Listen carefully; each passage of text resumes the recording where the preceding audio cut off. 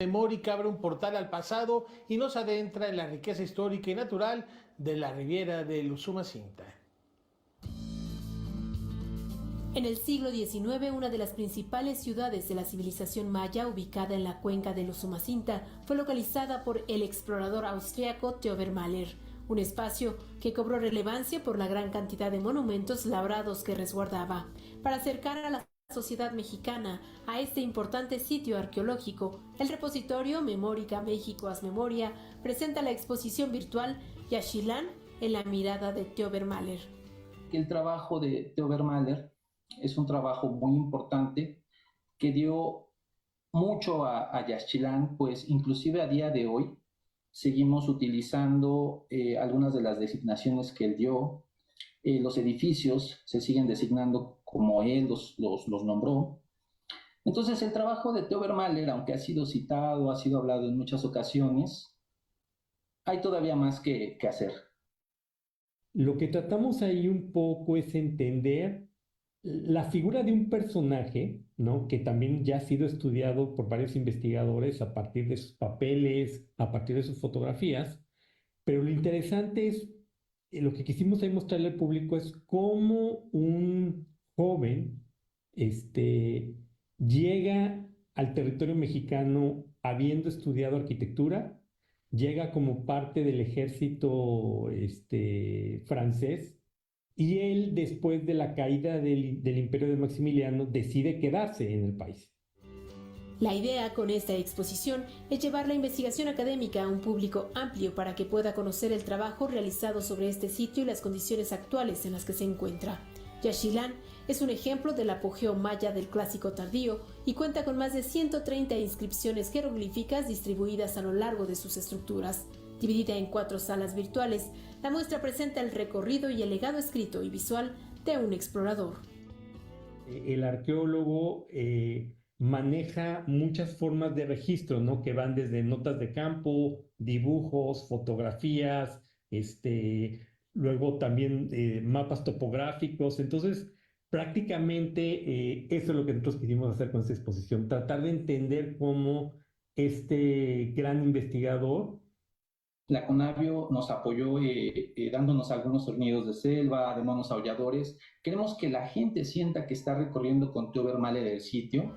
La exposición fue realizada gracias al convenio de colaboración entre el Instituto Iberoamericano de Berlín, la Fundación del Patrimonio Cultural Prusiano y Memoria Histórica del Archivo General de la Nación. Noticias 22, Karen Rivera.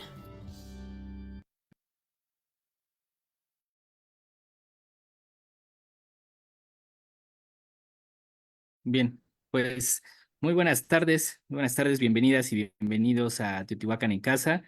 Es un gusto poder compartir con ustedes la pantalla, como cada que tengo oportunidad de mencionarlo, lo hago en estas transmisiones que hemos podido organizar con con las diferentes investigadoras e investigadores que llevan a cabo tanto investigación arqueológica en Teotihuacán como también en áreas periféricas que de alguna forma se han vinculado con Teotihuacán. Entonces, pues es un gusto poder tenerlos esta tarde aquí. Agradezco mucho el acompañamiento de quienes están en la sala de Zoom y también pues agradezco mucho a quienes nos están acompañando en la página de Facebook de Teotihuacán en Casa, que pues como lo han visto desde el día de ayer estamos celebrando los 6 años de estar divulgando, de estar compartiendo con ustedes y realmente es un gusto, es muy emocionante poder ya tener estos años trabajando la divulgación, contemplando la posibilidad de contribuir desde lo que creemos que podemos hacer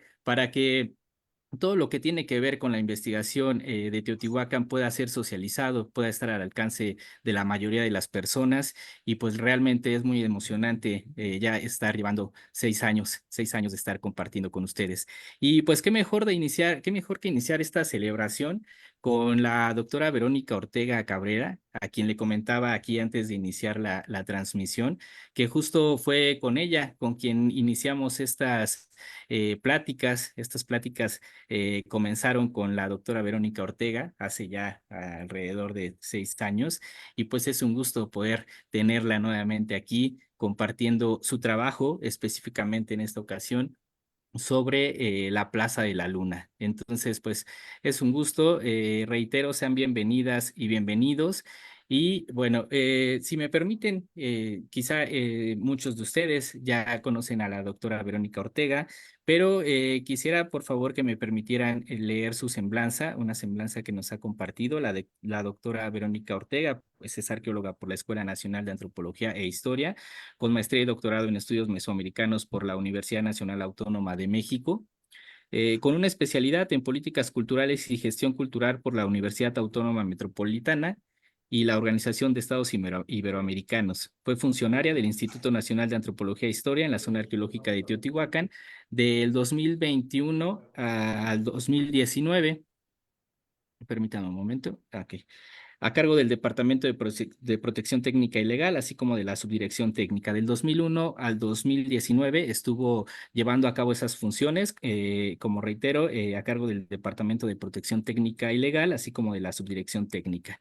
Dirigió diversos proyectos de investigación arqueológica, conservación arquitectónica y análisis de bienes patrimoniales, así como codirectora de proyectos de investigación con Harvard University, Boston University, Arizona University y la Universidad de Aichi, Japón. Fue gestora del sitio de Teotihuacán ante la Dirección de Patrimonio Mundial del Instituto Nacional de Antropología e Historia y es autora de diversos artículos científicos publicados en en revistas indexadas a nivel nacional e internacional.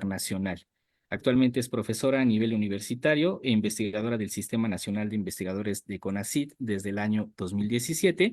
Y pues como les comentaba, la doctora Verónica Ortega Cabrera, pues hoy nos va a hablar sobre los contextos rituales de la Plaza de la Luna, que pues sin duda es un área de suma importancia y que regularmente nuestra cotidiana visita a la zona arqueológica, pues es una de las áreas o de los espacios que frecuentamos. Entonces, qué mejor que conocer a partir de quien estuvo investigando ahí, si no me equivoco, desde el año 2015, pues qué mejor que tener esta información. Y bueno, doctora, pues muchas gracias. Les comentaba aquí al inicio que con usted iniciamos estas transmisiones, estas charlas, y hoy es un gusto celebrando los 6 años de Teotihuacán en Casa, es un gusto tenerla. Y pues bienvenida, los micrófonos son suyos. Nada más les comento al concluir la narrativa, como ustedes bien saben, pues tendremos una sesión de comentarios y preguntas. Reitero, por favor, a quienes nos acompañan en Zoom, tener cuidado con nuestros micrófonos para no interrumpir la narrativa de la doctora Ortega. Así que, doctora, pues bienvenida y pues bueno, la escuchamos con atención. Muchísimas gracias, Alonso, y pues muchísimas gracias a tu fabuloso público de este espacio de Teotihuacán en Casa, que como bien mencionabas, desde hace 6 años se ha convertido en uno de los principales foros que hay en torno a la cultura teotihuacana, en torno a la arqueología, pero sobre todo en torno a este gran valle de Teotihuacán que sigue tan vivo y tan pujante como hace 2000 años. Entonces, agradezco muchísimo la invitación y de verdad que es un honor y un placer estar aquí con todos ustedes, sobre todo platicando un poquito respecto de estas investigaciones que bien mencionabas, estuvimos realizando en la Plaza de la Luna. Son las investigaciones, digamos, más recientes que se han hecho en este espacio, o tal vez las únicas investigaciones que se han hecho en este espacio arqueológico, en donde pues uno pensaría que ya está todo visto y se conoce todo, pero al final de cuentas, cuando revisamos la literatura arqueológica y cuando pues vemos lo que han hecho los arqueólogos en esta gran ciudad prehispánica, pues nos damos cuenta que todavía hay bastantes huecos y muchos vacíos de conocimiento que es importante ir cubriendo. Voy a compartir con ustedes una presentación para hacer mucho más amena la plática y sobre todo pues ir ilustrando un poquito lo que vamos comentando. Ya se ve, ¿verdad? Sí, ya la tenemos, doctora. De cualquier cosa, aquí estamos pendientes para que todo fluya de manera correcta. Perfecto. Muchísimas gracias. Bien, pues la Plaza de la Luna. Como menciono, se piensa que muchos de estos espacios ya están explorados y que han sido pues revisados arqueológicamente de manera exhaustiva, pero pues en realidad sabemos muy poco de la Ciudadela, que es uno de los 3 grandes espacios públicos con los que cuenta la ciudad, de estos espacios masivos. Sabemos muy poco de la Plaza del Sol y hasta hace unos años no sabíamos nada de la Plaza de la Luna. Sí se había despejado ya hace más de 50 años, pero no teníamos nosotros una idea de cuáles eran los elementos que la conformaban. Es el espacio público más grande que hay en la ciudad, de acceso libre, digamos, ¿no? Donde se puede entrar sin que existan barreras, como estas escalinatas que se encuentran en el acceso de la Ciudadela o de la propia Plaza del Sol. En la Plaza de la Luna es el límite norte de la Calzada de los Muertos, y por lo tanto pues tiene una configuración que permite que ahí entre la mayor parte de las procesiones que seguramente avanzaban por la Calzada de los Muertos desde principios de la traza urbana hasta el fin de la ciudad. Hay registros de este espacio, pues prácticamente desde los mapas coloniales, ¿no? Aquí una ilustración muy interesante de William Holmes, donde podemos ver el espacio muy bien delimitado, justamente como remate norte de la Calzada de los Muertos, y siempre coronando esta plaza, pues la magnífica Pirámide de la Luna. Las fotografías más antiguas nos muestran un espacio despejado, es decir, siempre estuvo abierto, incluso la ciudad en ruinas, y bueno, pues obviamente por estar plano, ahí se llevaban a cabo actividades agrícolas, principalmente siembra de magueyes, ¿no? Entonces, estas ilustraciones nos muestran de manera bastante romántica, ¿no? Cómo era Teotihuacán hace aproximadamente un siglo.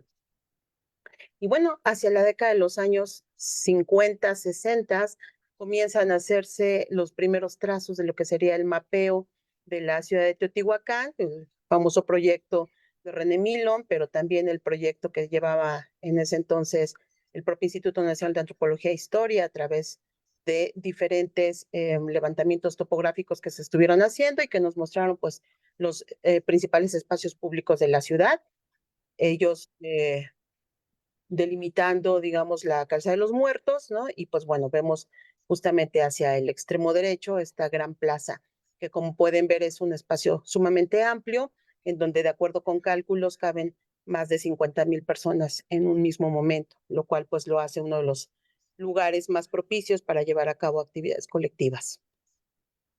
Y pues bueno, en este plano que levantan justamente para el proyecto 62-64, podemos ver ya la configuración del espacio, que está delimitado por 13 basamentos piramidales, sobre los cuales había los correspondientes templos. Y pues bueno, en realidad se despeja la plaza durante el proyecto 62-64, pero no se hacen exploraciones en su interior. Aquí unas ilustraciones nada más acerca de cómo es este proceso de exploración. Recordemos que durante el proyecto 62-64, pues lo que se buscaba era tener un espacio libre en donde se pudieran llevar a cabo exploraciones arqueológicas que permitieran además llevar a cabo algunas técnicas reconstructivas, experimentar en las dinámicas de trabajo para poder liberar los demás espacios de la que sería el núcleo de la ciudad prehispánica. Aquí una fotografía justamente de esa época, del momento de la reconstrucción de lo que sería la Calzada de los Muertos y los edificios que la delimitan, y justamente también de la Pirámide de la Luna, ¿no? Estos trabajos se llevaron aproximadamente 2 años, fue un tiempo récord. El arqueólogo Ponciano Salazar encabezó todo este frente de exploración, y pues bueno, aquí vamos a ver nosotros cómo la inversión del Estado mexicano pues nos permitió la recreación de este gran espacio público. Voy a apagar tantito porque está pasando un carro y justamente está tocando el claxon. Perdón. Ya. Bien, entonces, bueno, este gran espacio público queda despejado en este momento. Son es una inversión de muchísimo dinero, es un trabajo exhaustivo de prácticamente las 24 horas estar trabajando ahí para la reconstrucción del gran edificio masivo de la Pirámide de la Luna y para tener todo este escenario arqueológico despejado hacia el año de 1964, ¿no? Entonces, pues bueno, es solamente aquí un repaso muy rápido respecto de estos procesos reconstructivos que se hacen, pero sobre todo quiero mostrarles cómo se enfocan solamente a los edificios, estos trabajos, a lo que es la Pirámide de la Luna y los 13 basamentos que delimitan la plaza, pero no hay más trabajos de investigación específicos sobre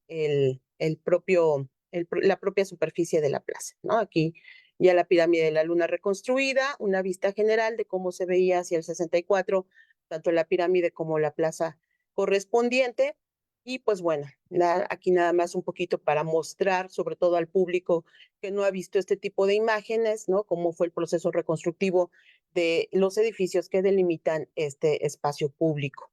Porque también es importante que yo sé que aquí hay gente que es especialista, pero también hay muchas personas de la comunidad del Valle de Teotihuacán que desconocen el proceso de descubrimiento de estos monumentos.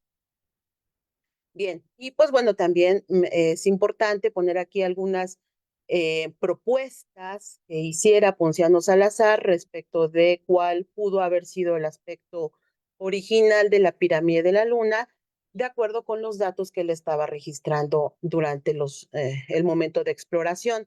Este es un dibujo que plantea Ponciano Salazar de cómo debe haber sido el templo que se encontraba sobre la pirámide de la Luna y algunos templitos también en la parte de los primeros niveles constructivos, ¿no? Es decir, de las plataformas bajas. También Ponciano Salazar, junto con pues un dibujante que trabajaba en ese momento con él, nos da una perspectiva de cómo debieron haber sido los edificios que delimitan la Plaza de la Luna. Aquí vemos pues justamente lo que es los edificios 5, 6 y 7. Y bueno, vamos a ver aquí lo que es el Palacio de Quetzalpapalotl. Y es importante ver esto porque pues justamente nos ambienta un poquito más respecto del tipo de actividades que se pudieron llevar a cabo, se pudieron haber llevado a cabo en la plaza, ¿no? Y finalmente este último dibujo también de la época de Ponciano Salazar, que está en los informes que él entregó pues a la Dirección de Monumentos, y que actualmente están en el Consejo de Arqueología, en el archivo del Consejo de Arqueología, en donde pues vamos a ver justamente este gran espacio, ¿no? Con un altar central y con otra estructura que está muy cerca de la plataforma adosada de la pirámide de la Luna.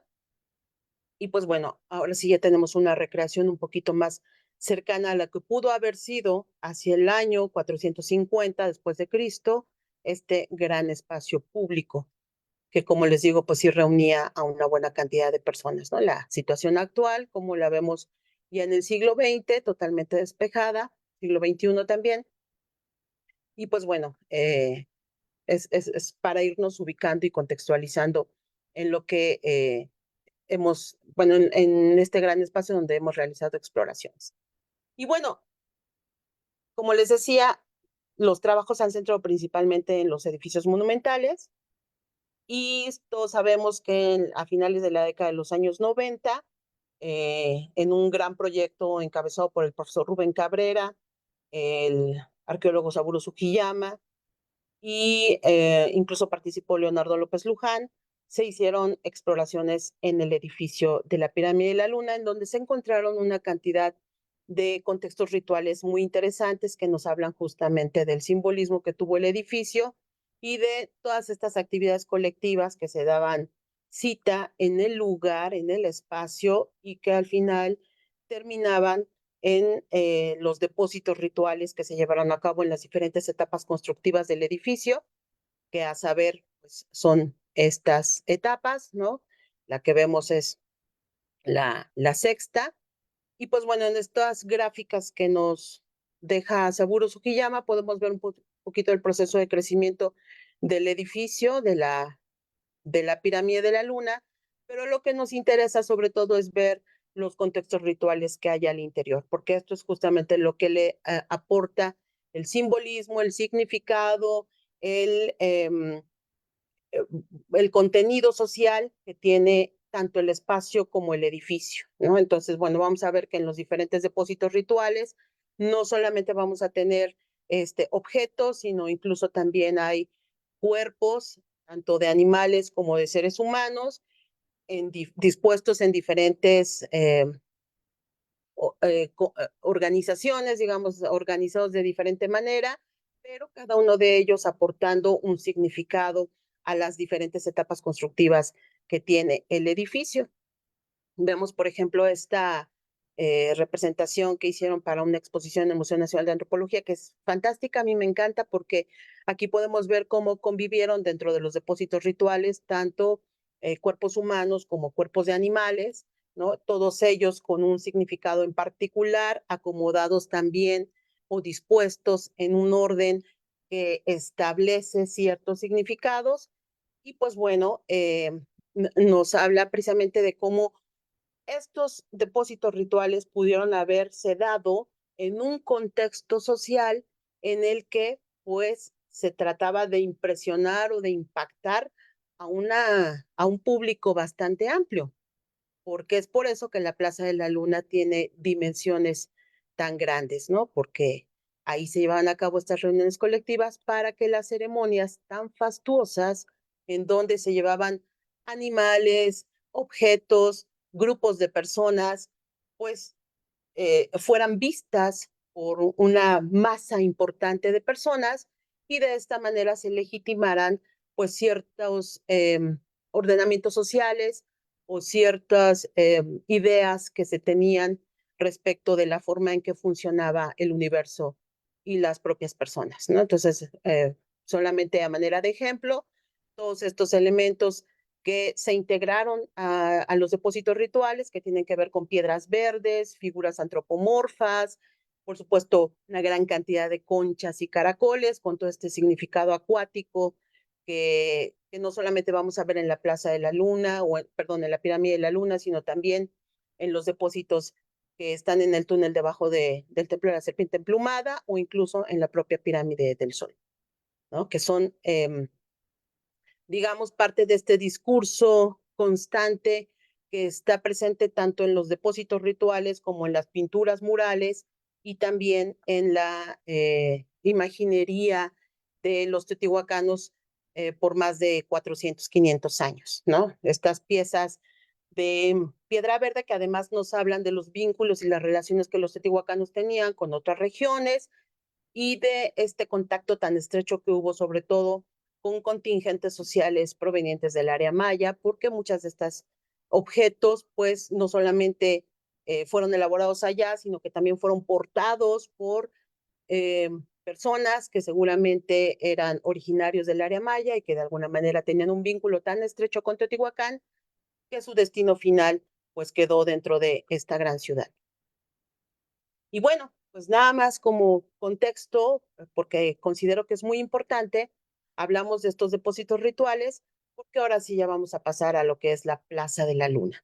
Les comentaba yo que este espacio fue despejado en la década de los años 60, pero no fue investigado como tal. Es decir, solamente se liberó, se quitaron los escombros, se reconstruyeron los perfiles de los edificios que la delimitan y no se exploró su interior, más allá del altar central que fue reconstruido justamente por Ponciano Salazar y de este edificio que se encuentra al pie de la plataforma adosada de la pirámide, al que se le denominó estructura A y posteriormente por su configuración se le llamó Quincunce.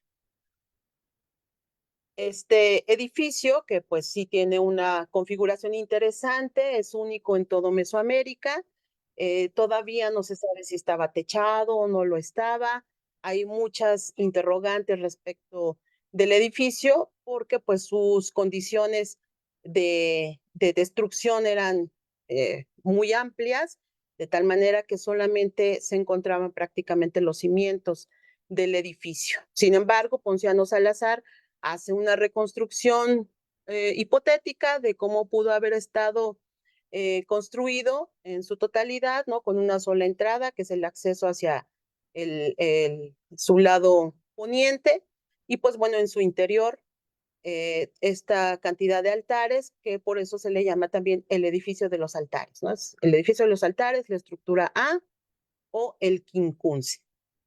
Y pues bueno, hasta la fecha, bueno, por lo menos hasta el año 2014, pues no, nunca se había explorado más allá de la reconstrucción que hizo Ponciano Salazar en la década de los años 60.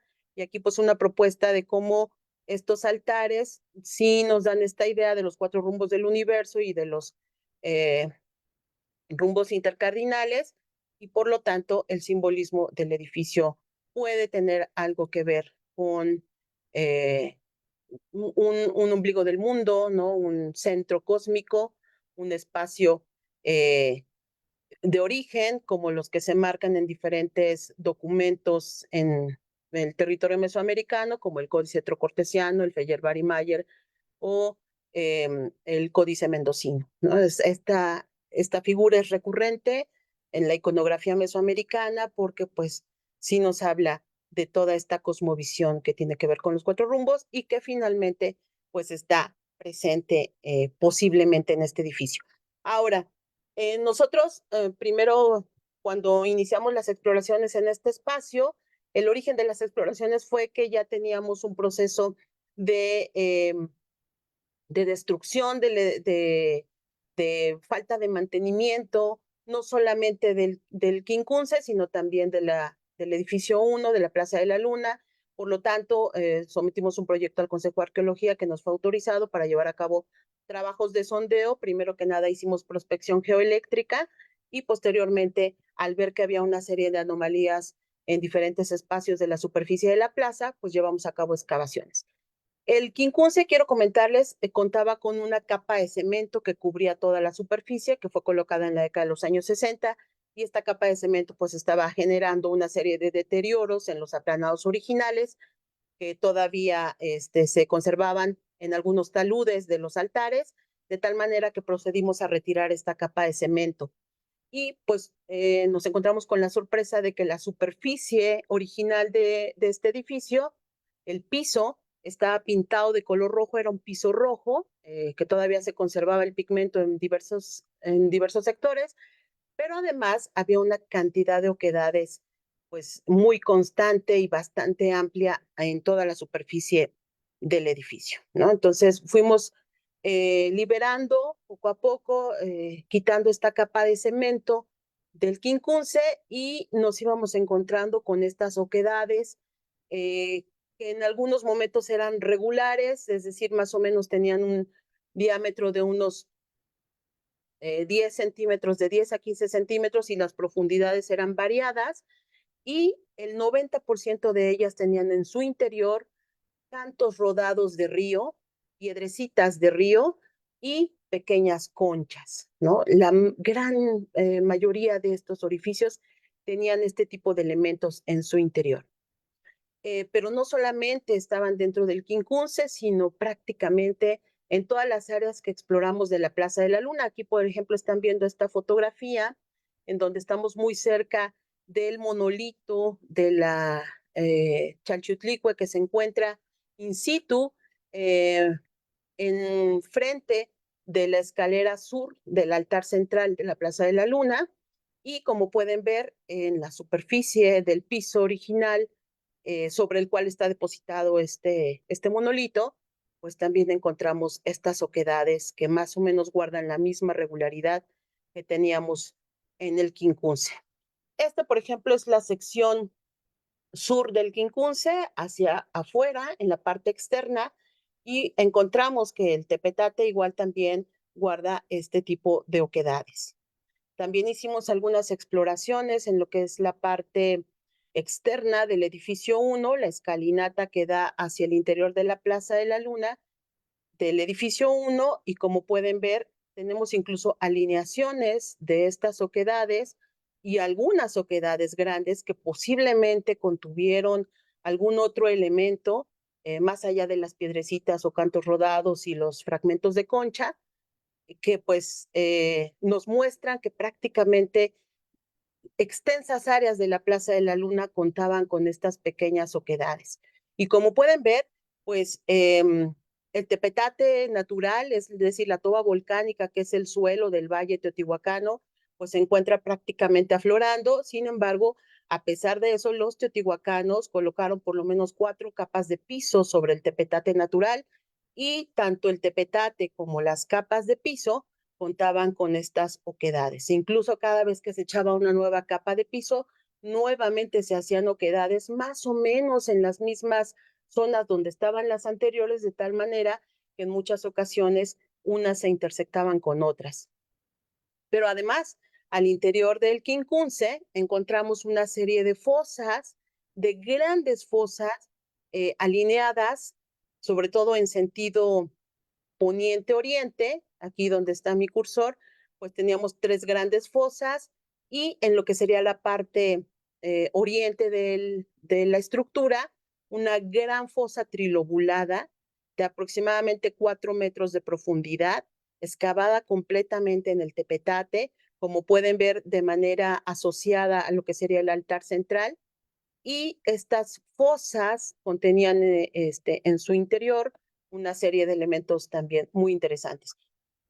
Esto, pues a nosotros nos puso a pensar mucho en términos de desde cuándo fueron excavadas las fosas, si correspondían a la última etapa constructiva de esta serie de pisos que tenía el edificio, que son 4 pisos, que también ya están fechados arqueomagnéticamente. El más temprano se elaboró hacia el año 50 después de Cristo y el más tardío hacia el año 380 después de Cristo. Entonces tenemos que es una construcción bastante temprana y que todo este complejo ritual o todo este complejo simbólico asociado al edificio, pues es de etapas bastante tempranas.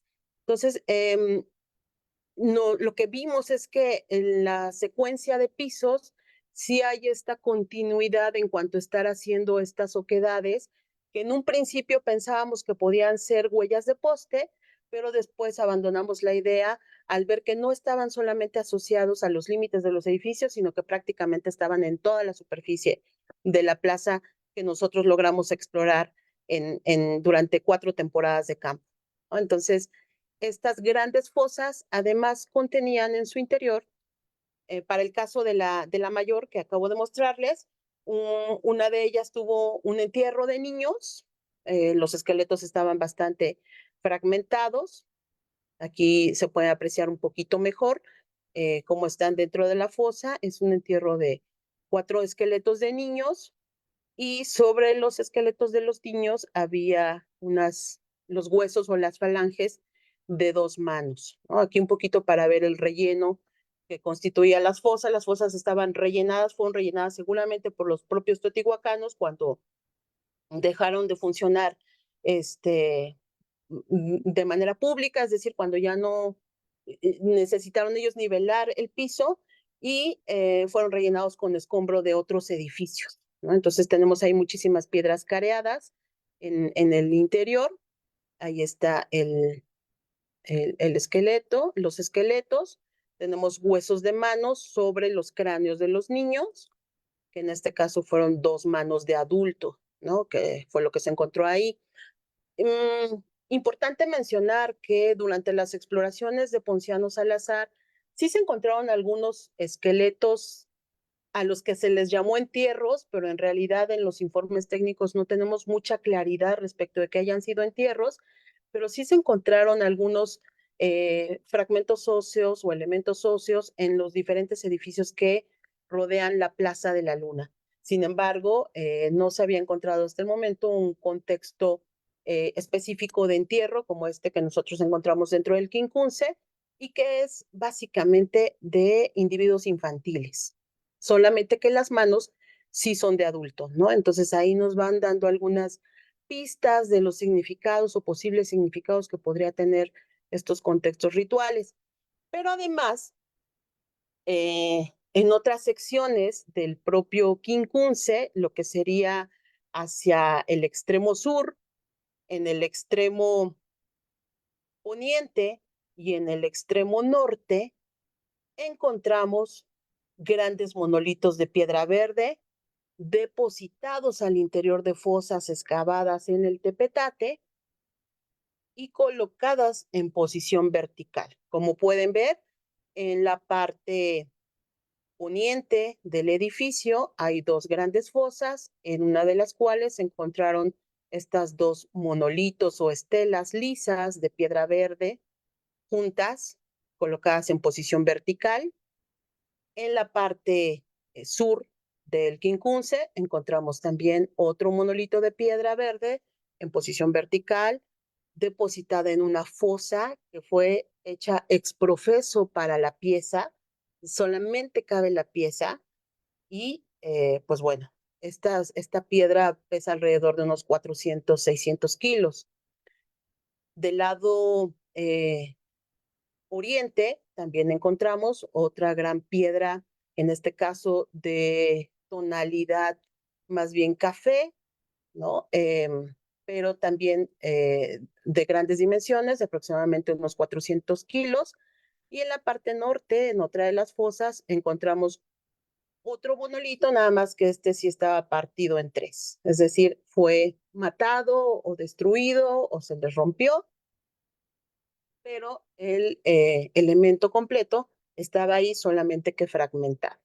Entonces, pues bueno, tenemos que ya hay aquí más elementos que nos hablan de que el edificio en sí también tuvo un significado importante, que para construirlo también se requirió de modificaciones en el subsuelo, y esto pues nos lleva a pensar un poquito más acerca de cuáles fueron realmente o cuál fue realmente el significado que se le dio al edificio durante la época clásica. Aquí, pues, un acercamiento a cómo estaban depositadas estos monolitos, que además, ya con los análisis que les ha realizado el equipo de Emiliano Melgar, el propio Emiliano Melgar, con muestras que se han sacado de ellos, ahora se sabe que provienen de la región de Puebla, estos monolitos, ¿no? Fueron traídos desde Puebla para ser depositados en la Plaza de la Luna, específicamente aquí en el edificio del Quincunce o edificio de los altares, ¿no? Aquí tenemos un detalle de el otro monolito que les digo que es más bien de coloración beige, pero que pues bueno, hemos hecho ya un rastreo para buscar si hay algún tipo de simbolismo o algún grafo que le hayan realizado, pero hasta el momento pues no se ha detectado absolutamente nada. Son estelas lisas muy similares a las que se han encontrado en otras partes de la ciudad, particularmente en la Plaza del Sol y en el conjunto Plaza Oeste excavado por el arqueólogo Noel Morelos en la década de los años 80. Sabemos además que en Teotihuacán en general hay una gran cantidad de estos elementos, sobre todo asociados a la Plaza a la Calzada de los Muertos, pero digamos que los más notorios han sido los que encontró Alejandro Sarabia en la cúspide de la Pirámide del Sol, que son mucho más grandes, por supuesto, esos sí pesan alrededor de 800 kilos hasta una tonelada, y que estaban en la cúspide de la pirámide, en lo que parece ser que fue un pozo de saqueo, pero pues esto nos habla de la importancia de este tipo de monolitos en los espacios rituales, en los principales espacios rituales de la ciudad, ¿no? Aquí está este monolito que se encontraba en la fosa excavada en el lado sur del Quincunce. Como pueden ver, pues prácticamente solamente cabe el monolito en el espacio y pues bueno, asociado solamente con algunos cantos de río y también con conchas, ¿no? Aquí un acercamiento justamente para ver que son piedras verdes, que como sabemos, estas piedras verdes tienen un simbolismo muy importante para todo Mesoamérica y particularmente en Teotihuacán, pues se asocian siempre con estas cuestiones de abundancia. Y nuevamente un poquito para ubicar la localización del entierro de los niños, ¿no? En una de las fosas de la silueta trilobulada que encontramos en la parte central del Quincunce.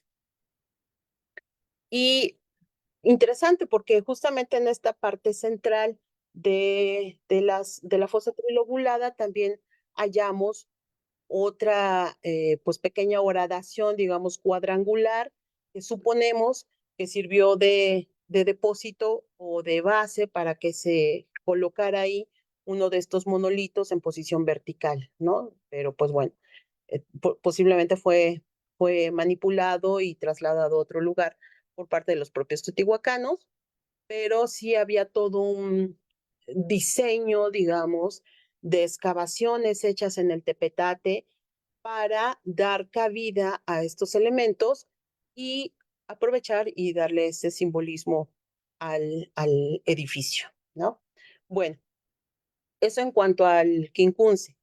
Procedimos posteriormente a excavar en las inmediaciones del altar central porque el georradar que habíamos nosotros implementado para toda la Plaza de la Luna nos indicaba que ahí había una anomalía interesante, de tal manera que comenzamos a simplemente retirar la capa de gravilla que se encuentra encima de la plaza por donde pasan todos los turistas, y comenzamos a ver cómo el tepetate rompía y formaba lo que sería el lecho de un canal o de una excavación en forma lineal,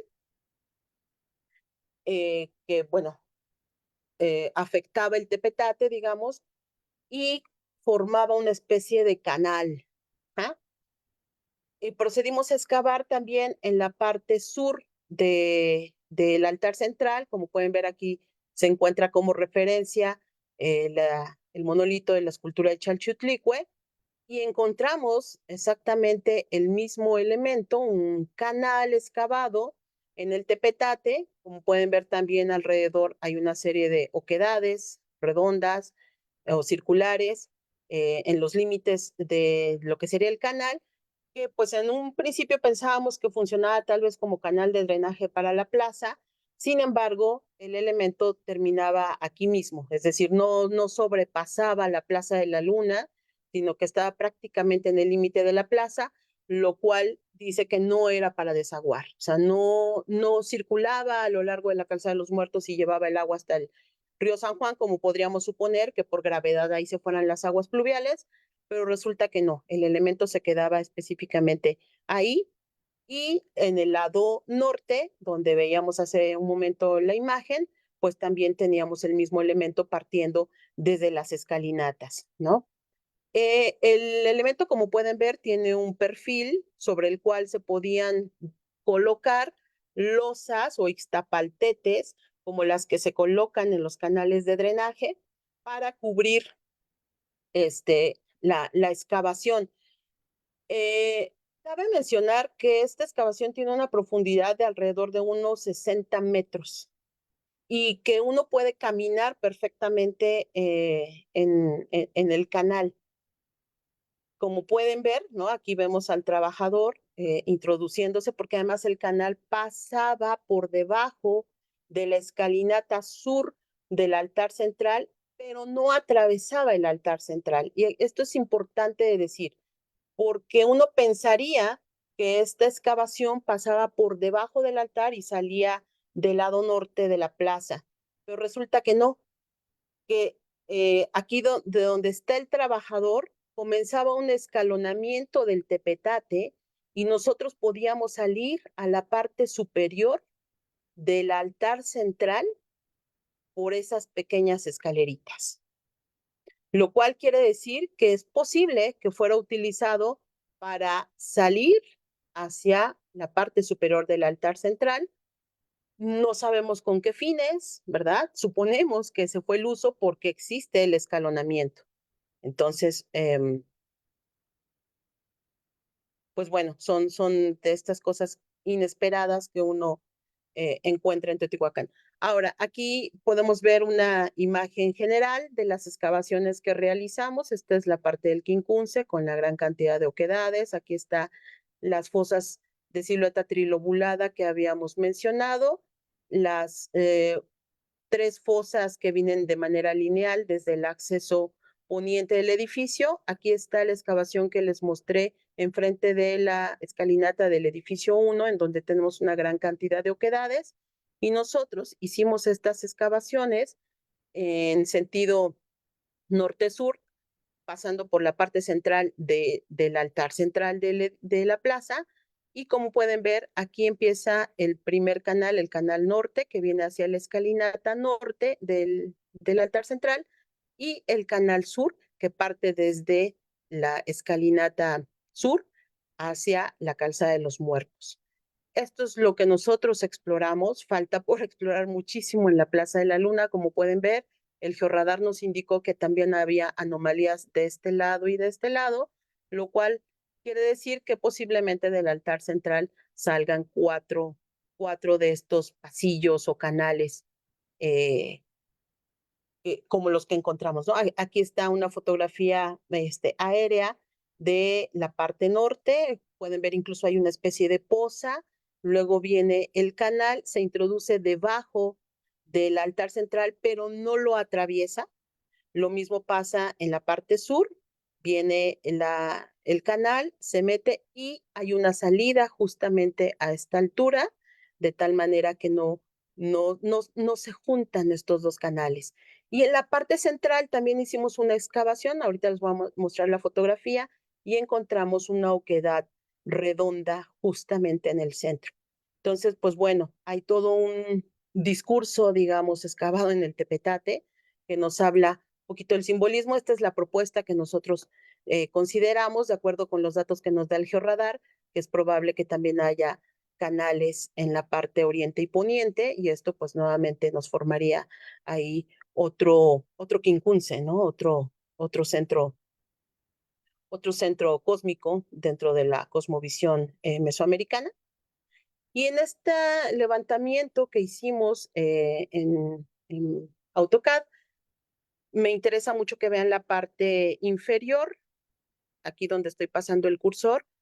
Este es el monolito de la Chalchutlicue y este es el corte que trae el tepetate, ¿no? Digamos que esta es la superficie y aquí viene el corte del tepetate, como pueden ver, viene este escalonamiento de tal manera que sale aquí en el altar central,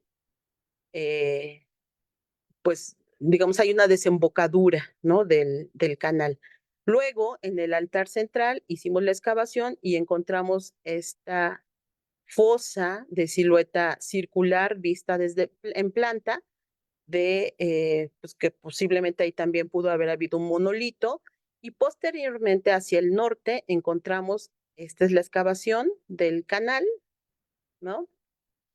Y pues vemos cómo no se interconectan ambos canales, ¿no? Cada uno es independiente, pero parten justamente del altar central. Y pues bueno, hacia acá tenemos el edificio del Quincunce y una gran cantidad de oquedades a lo largo de toda la superficie de la plaza.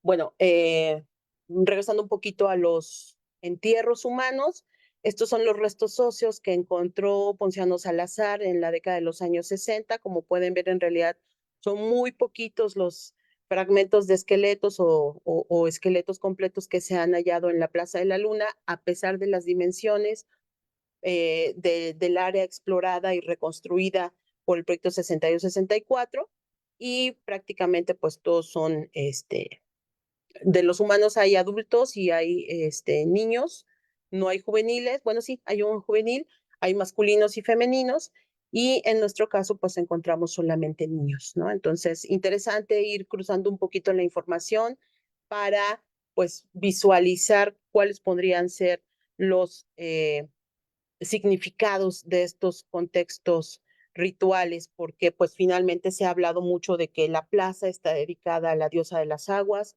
porque ahí o muy cerca de ahí se encontró esta gran escultura femenina que actualmente está en el Museo Nacional de Antropología, que bueno, se ha interpretado como la diosa de las aguas terrenales, como Chalchutlicue, y también el monolito que se encuentra en la plaza misma, que lo vimos hace un ratito, pues es posible que sea esta misma deidad, ¿no? Aquí tenemos a la misma representación por el collar, por la oquedad que tiene en el pecho, por la forma un poquito que comparte junto con la anterior. Y esto pues nos habla de que posiblemente sí haya deidades femeninas que tengan que ver con el lugar. Ahora sí lo asociamos con las grandes monolitos de piedra verde, con estas oquedades en donde hay conchas y cantos rodados de río, y con estos entierros de niños, pues bueno, podemos ir armando un discurso mucho más completo y tal vez un poco más fiable, ¿verdad? De a quién estuvo dedicada esta plaza. Pero lo que nos llama mucho la atención es sobre todo la presencia de esta gran cantidad de oquedades que vemos en diferentes partes de la superficie. De tal manera que no hemos encontrado hasta el momento, y qué bueno que hay arqueólogos aquí, que a lo mejor ellos nos puedan dar una pista de si hay algo similar en alguna otra parte de Mesoamérica, porque pues nosotros no hemos encontrado en la literatura todavía algo que nos permita tener una interpretación más completa, ¿no? Y bueno, finalmente ya dentro de las reconstrucciones que hace Ponciano Salazar, esta me parece fantástica, ¿no? Porque pues nos da un poquito la dimensión de lo que pudo haber sido este gran espacio, al que ahora conocemos un poquito más a través de estas excavaciones que nos permiten ver, pues, el tipo de actividades rituales y qué elementos fueron necesarios para darle un contenido simbólico al espacio colectivo. Y bueno, aparte de esto, yo quisiera sumarlo, ¿verdad?, con lo que hemos encontrado también en las exploraciones del complejo de Quetzalpopalotl, que pues se encuentra directamente asociado con la Plaza de la Luna, y específicamente me voy a centrar en la parte simbólica. No voy a adentrarme mucho en la parte arqueológica y el tipo de hallazgos que se han hecho, pero sí vale muchísimo la pena tratar de comprender un poquito la relación entre el edificio y la plaza, porque también pues hay nuevos elementos argumentativos para tratar de comprender el significado que tuvo todo este complejo arquitectónico, que no solamente es la plaza, sino todos los edificios que la delimitan y de los cuales pues realmente se ha explorado una parte mínima, ¿no? Prácticamente solamente se ha excavado el Quetzalpopalotl y el complejo de los Jaguares, que es parte de lo que vemos aquí en la imagen, que además es un edificio suntuoso, el Quetzalpopalotl en particular, pero es un edificio ya tardío, ¿no? Que ahora ya sabemos que tuvo diferentes etapas constructivas, que en un principio no estaba vinculado a la Plaza de la Luna directamente porque se encontraba, digamos, dando la espalda a la plaza, y que es hasta el año 450 cuando ya se le vincula con la plaza porque hay una remodelación arquitectónica que hacen los teotihuacanos para establecerlo como espacio de conexión hacia la plaza. Y pues bueno, construyendo justamente lo que es la antesala 1, ¿no? Que es lo que va a permitir que haya un flujo constante entre lo que sería el patio de los Jaguares, los aposentos del Quetzalpopalotl y la Plaza de la Luna. Pero esto ya es una edificación bastante tardía. Y en el patio de los Jaguares, que es justamente la parte trasera del Palacio de Quetzalpopalotl, pues también tenemos nuevos datos que de alguna manera podrían conectarse con lo que estamos viendo en la Plaza de la Luna, y por eso considero importante presentarlo, ¿no? Bueno, primero que nada, contextualizar el simbolismo que tiene el edificio Quetzalpopalotl a través de la iconografía. Tiene mucho que ver con elementos acuáticos. En los murales están representados principalmente corrientes de agua, como las que vemos en la fotografía de la parte inferior, ¿no? Cortes de caracol y también olas, digamos, o movimientos, agua en movimiento, que están, pues, de alguna manera dominando en el escenario iconográfico. Pero por otro lado, también tenemos un programa pictórico muy interesante que está ligado principalmente con lo que son felinos, ¿no? Sean jaguares o sean pumas, y que se han recuperado, pues, muestras muy interesantes del discurso iconográfico que hay en esta zona de la ciudad prehispánica, y que, bueno, nos hablan mucho de los vínculos, ¿no?, que hay entre la parte acuática, que está muy representada en la Plaza de la Luna y que, bueno, también vamos a ver en estos edificios. Patio de los Jaguares, de la misma manera, nos muestra la presencia de caracolas marinas, ¿no?, de símbolos del agua, de gotas de lluvia, y está también asociada con felinos. Todo esto, pues si lo vamos asociando, si lo vamos relacionando, nos muestra un discurso bastante interesante y que poco a poco se va visualizando mejor, ¿no? También en el Palacio de Quetzalpopalotl se han encontrado elementos como estos, que tienen que ver con piezas de travertino, con representaciones de felinos, de personajes seguramente de alto rango por el tipo de elementos que portan, ¿no?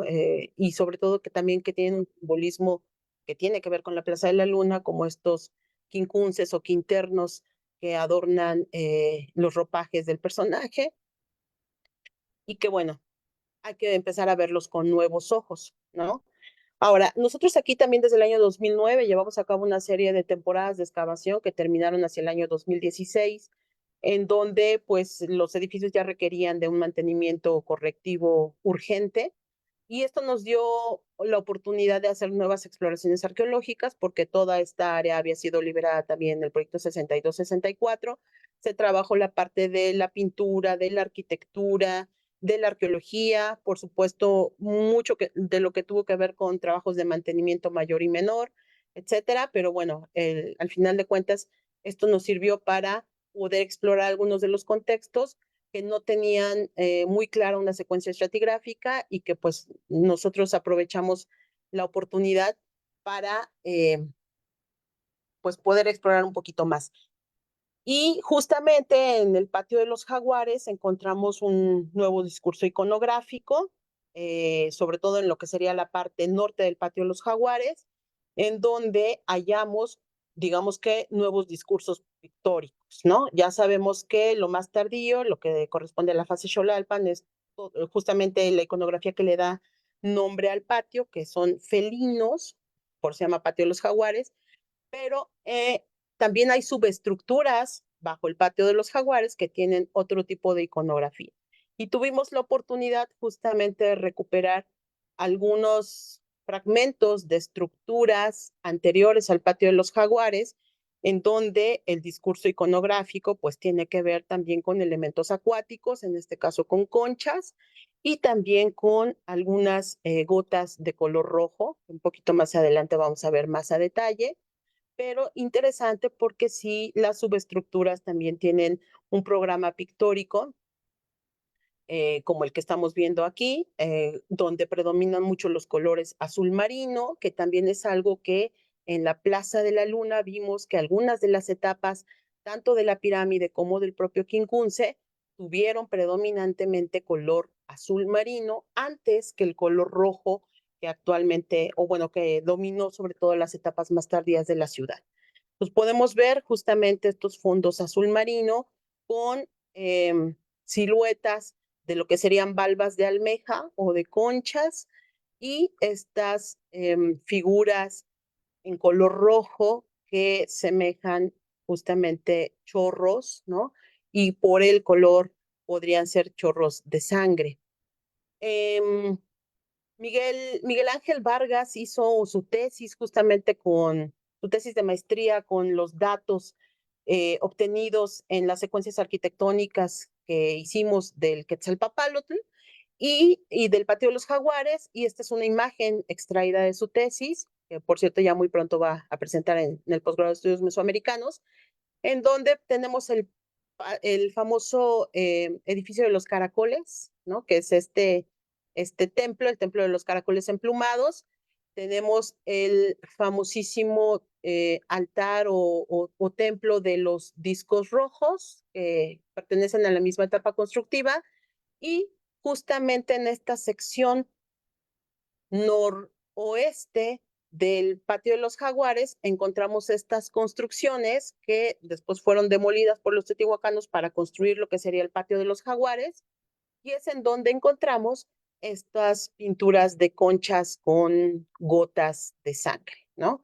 Interesante aquí ver que la iconografía de las conchas, como estas que vemos aquí en el mural de los pescadores que se encuentra en Tetitla, y en diferentes elementos, tanto de la pintura como de la escultura en Teotihuacán, pues las conchas son un elemento recurrente, sobre todo estas que son de almeja o de estos moluscos que pues bueno, están integrados en diferentes discursos iconográficos, ¿no? Aquí vemos algunas de ellas,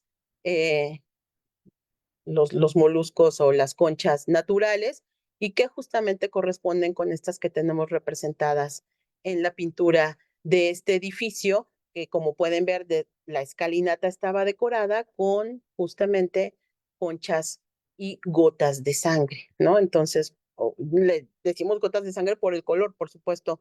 Esta es una cuestión totalmente interpretativa, pero también hay algunas interpretaciones que el propio caso von Winning nos ofrece, ¿no? En donde vemos, por ejemplo, en el programa iconográfico del Templo de los Caracoles Emplumados, donde está este famoso mural de los pericos o de las guacamayas, que de su pico, pues también salen estas gotas de color rojo, ¿no? O que acompañan al animal estas gotas de color rojo, y que en muchas de las conchas que hay en algunos de los murales también vamos a verlas acompañadas de este tipo de gotas, ¿no? Entonces, aquí mismo lo vemos también de este cuchillo sacrificial que está en una de las esculturas encontradas en el templo de Quetzalpóatl, cómo caen estas gotas. Aquí en este caso no están pintadas porque es una escultura en tecali, sin embargo, pues sí es recurrente el símbolo y lo vamos a ver también en algunos otros murales, como pueden ver incluso saliendo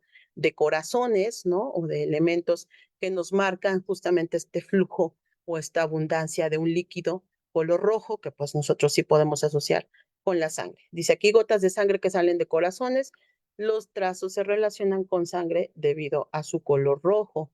Entonces podemos hablar que el mural o este programa pictórico tiene que ver con esto, ¿no? Entonces proponemos que estas grandes gotas representan sangre por el rojo intenso, aunque no existe ningún otro signo asociado que lo revele, como signo de sacrificio o de guerra. Sin embargo, su relación con las conchas, indicadores de fertilidad, podría interpretarse como un concepto de vitalidad, ¿no? Podría ser, y también esto se puede asociar con lo que estamos encontrando en la Plaza de la Luna, una gran cantidad de conchas de este tipo que están asociadas a estas pequeñas oquedades, que están integradas en esas pequeñas oquedades y que pues bueno, nos hablan de que constantemente se está relacionando lo acuático con el espacio colectivo. Y otro de los murales que hallamos también en lo que sería la entrada al patio de los Jaguares, en el pasillo de acceso, que como pueden ver se encontraba bastante deteriorado en el año 2009 y que nosotros procedimos a quitar la capa de cemento que se había colocado en la década de los años 60 y al retirar esa capa de cemento hallamos un nuevo programa pictórico que está justamente en un espacio externo porque está en la calle, en el pasillo de acceso hacia el patio de los Jaguares. Aquí vemos pues cómo fuimos descubriendo poco a poco el mural que además fue protegido por los propios teotihuacanos que colocaron una capa de piedra para evitar que fuera destruido en su totalidad. Aquí podemos ver a la trabajadora cómo está limpiando, pueden ver incluso que las escalinatas estaban pintadas de rojo y que aquí está la capa de cemento colocada en la década de los años 60 y que había pues una buena muestra de estos murales, ¿no? Aquí en el proceso de exploración vamos viendo cómo se van delineando algunas figuras que posteriormente vamos nosotros a registrar y a tratar de comprender porque también muchos fragmentos comenzaron a caerse al momento de la exploración y pues bueno, ahí la intervención de la restauradora Gloria Torres fue fundamental porque gracias a eso se pudo recuperar muchísimo, ¿no? Y ya vamos viendo cómo se reintegran algunas partes de los fragmentos que se estaban cayendo y ya empezamos a tomar con mayor claridad cuál es el programa pictórico de esta sección. Y comenzamos a ver flores de 4 pétalos, ¿no? Y un elemento muy interesante que hasta el momento no había registro en Teotihuacán de ellos, que son los bultos. Voy a volver a ese tema un poquito más adelante porque también asociado al mural se halló esta almena enclavada en el piso, que es idéntica a las que se encuentran en el patio de los Pilares y que fueron recolocadas, digamos, en el techo del patio de los Pilares por Jorge Acosta en la década de los años 60, ¿no? Entonces tenemos aquí también esta almena que se encontró ahí empotrada en el piso y bueno, conforme íbamos avanzando, pues iban saliendo más elementos de estos murales, pero pues bueno, ya en el momento de la reconstrucción pudimos observar que se trataba de una procesión de personajes que estaban directamente asociados con estos grandes elementos a los que nosotros identificamos como bultos. Y bueno, aquí ya en una limpieza que hizo el dibujo Jorge Archer a través de un software, podemos ver con mayor claridad al personaje, ¿no? Aquí está el personaje visto de perfil, su ojo, sus dientes, ¿no? La silueta de perfil, aquí está su mano, un poquito más adelante lo van a ver con mayor claridad porque ya lo tengo sin color, y sosteniendo estos grandes rectángulos que tienen una iconografía interesante porque hay flores de 4 pétalos y estas siluetas que parecen ser de lanzadardos o atlatls asociados directamente con esto que parece ser un enredo de tela, que incluso está anudado, ¿verdad? Y que en el centro tiene también la misma iconografía del rectángulo que vemos arriba, que son esas flores de 4 pétalos con los símbolos posiblemente de Atlatl. Aquí se ve con mayor claridad el personaje, ricamente ataviado, con un tocado de plumas bastante extenso, con sus sandalias también elaboradas, incluso trae rodilleras, la mano que se extiende en donde está este elemento con las flores de 4 pétalos y el bulto por delante, ¿no? Que es un elemento muy interesante. Por supuesto, esto de las procesiones de los personajes en perfil es parte inherente de la iconografía teotihuacana, lo vamos a ver prácticamente en los murales de todos los conjuntos donde se ha hallado algún discurso iconográfico. Esto es común, pero lo que sí no se había hallado eran los bultos, ¿no?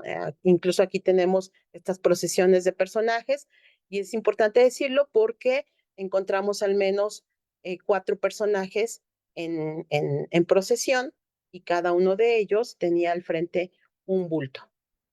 Ahora, ¿cuál es la importancia de los bultos en la Mesoamérica prehispánica? Pues básicamente estos elementos eran manifestaciones religiosas y muchos pueblos establecían que en los bultos llevaban justamente las reliquias de sus ancestros, ¿no? Tienen un contenido simbólico importantísimo, es parte de la identidad, digamos, ¿no? O del guardar la memoria, del tener presentes a los ancestros y de, sobre todo, establecer que se forma parte de un grupo, que, que ahí está la historia, es la historia de los pueblos.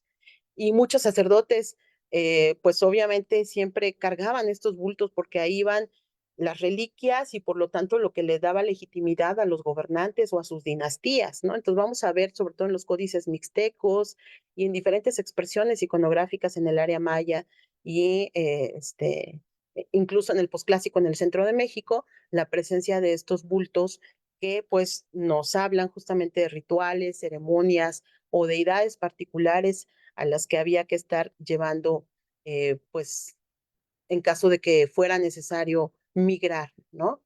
Lo vemos incluso en la tira de la peregrinación, ¿no? Como los sacerdotes llevan sus bultos atrás, porque justamente es donde van los dioses, ¿no? Aquí está Huitzilopochtli justamente aflorando de uno de los bultos y en los códices mixtecos, pues ni qué decir.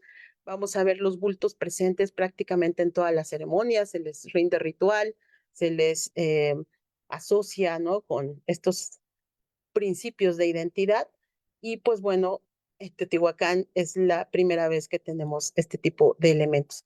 Aquí en la reconstrucción que hace Miguel Ángel Vargas del complejo Quetzalpopálotl y el patio de los jaguares para la etapa Xolalpan, pues justamente estamos ubicando dónde encontramos este diseño iconográfico, que es justamente en este muro, incluso da la vuelta a la procesión de sacerdotes y es aquí donde están en una parte externa, es decir, en un pasillo que comunica diferentes secciones del conjunto arquitectónico.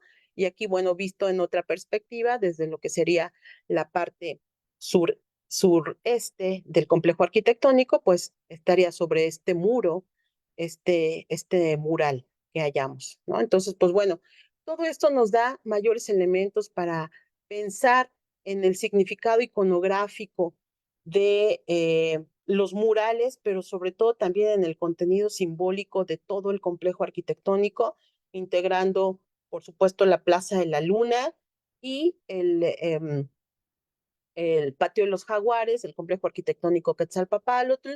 Hay todo un discurso que vale mucho la pena empezar a integrar, pero sobre todo a atrevernos también a interpretar algunas cosas, ¿no? Porque creo que hasta hace unos 10 años, pues no se tenían tantos elementos.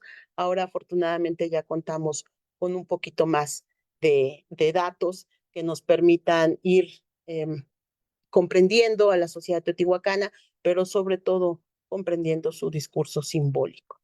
Y pues bueno, por mi parte eso sería todo. Espero no se hayan aburrido mucho, pero sobre todo No, que esta información sea de su interés. Muchas gracias. Gracias, Alonso.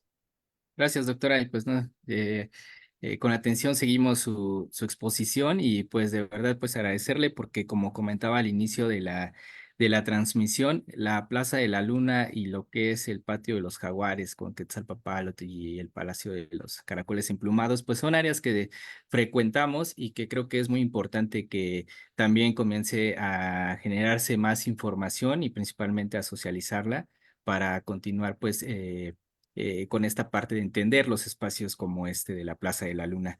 Y bueno, pues vamos a dar paso a la sesión de comentarios y preguntas para no restar minutos a esta parte de la transmisión.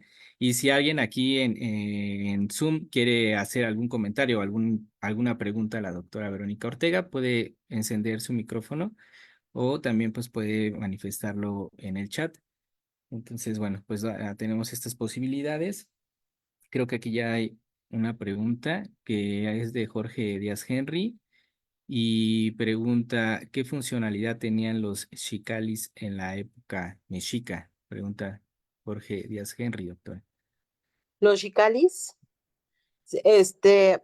Jorge, si me pudieses iluminar qué es un Xicali, porque no lo tengo presente.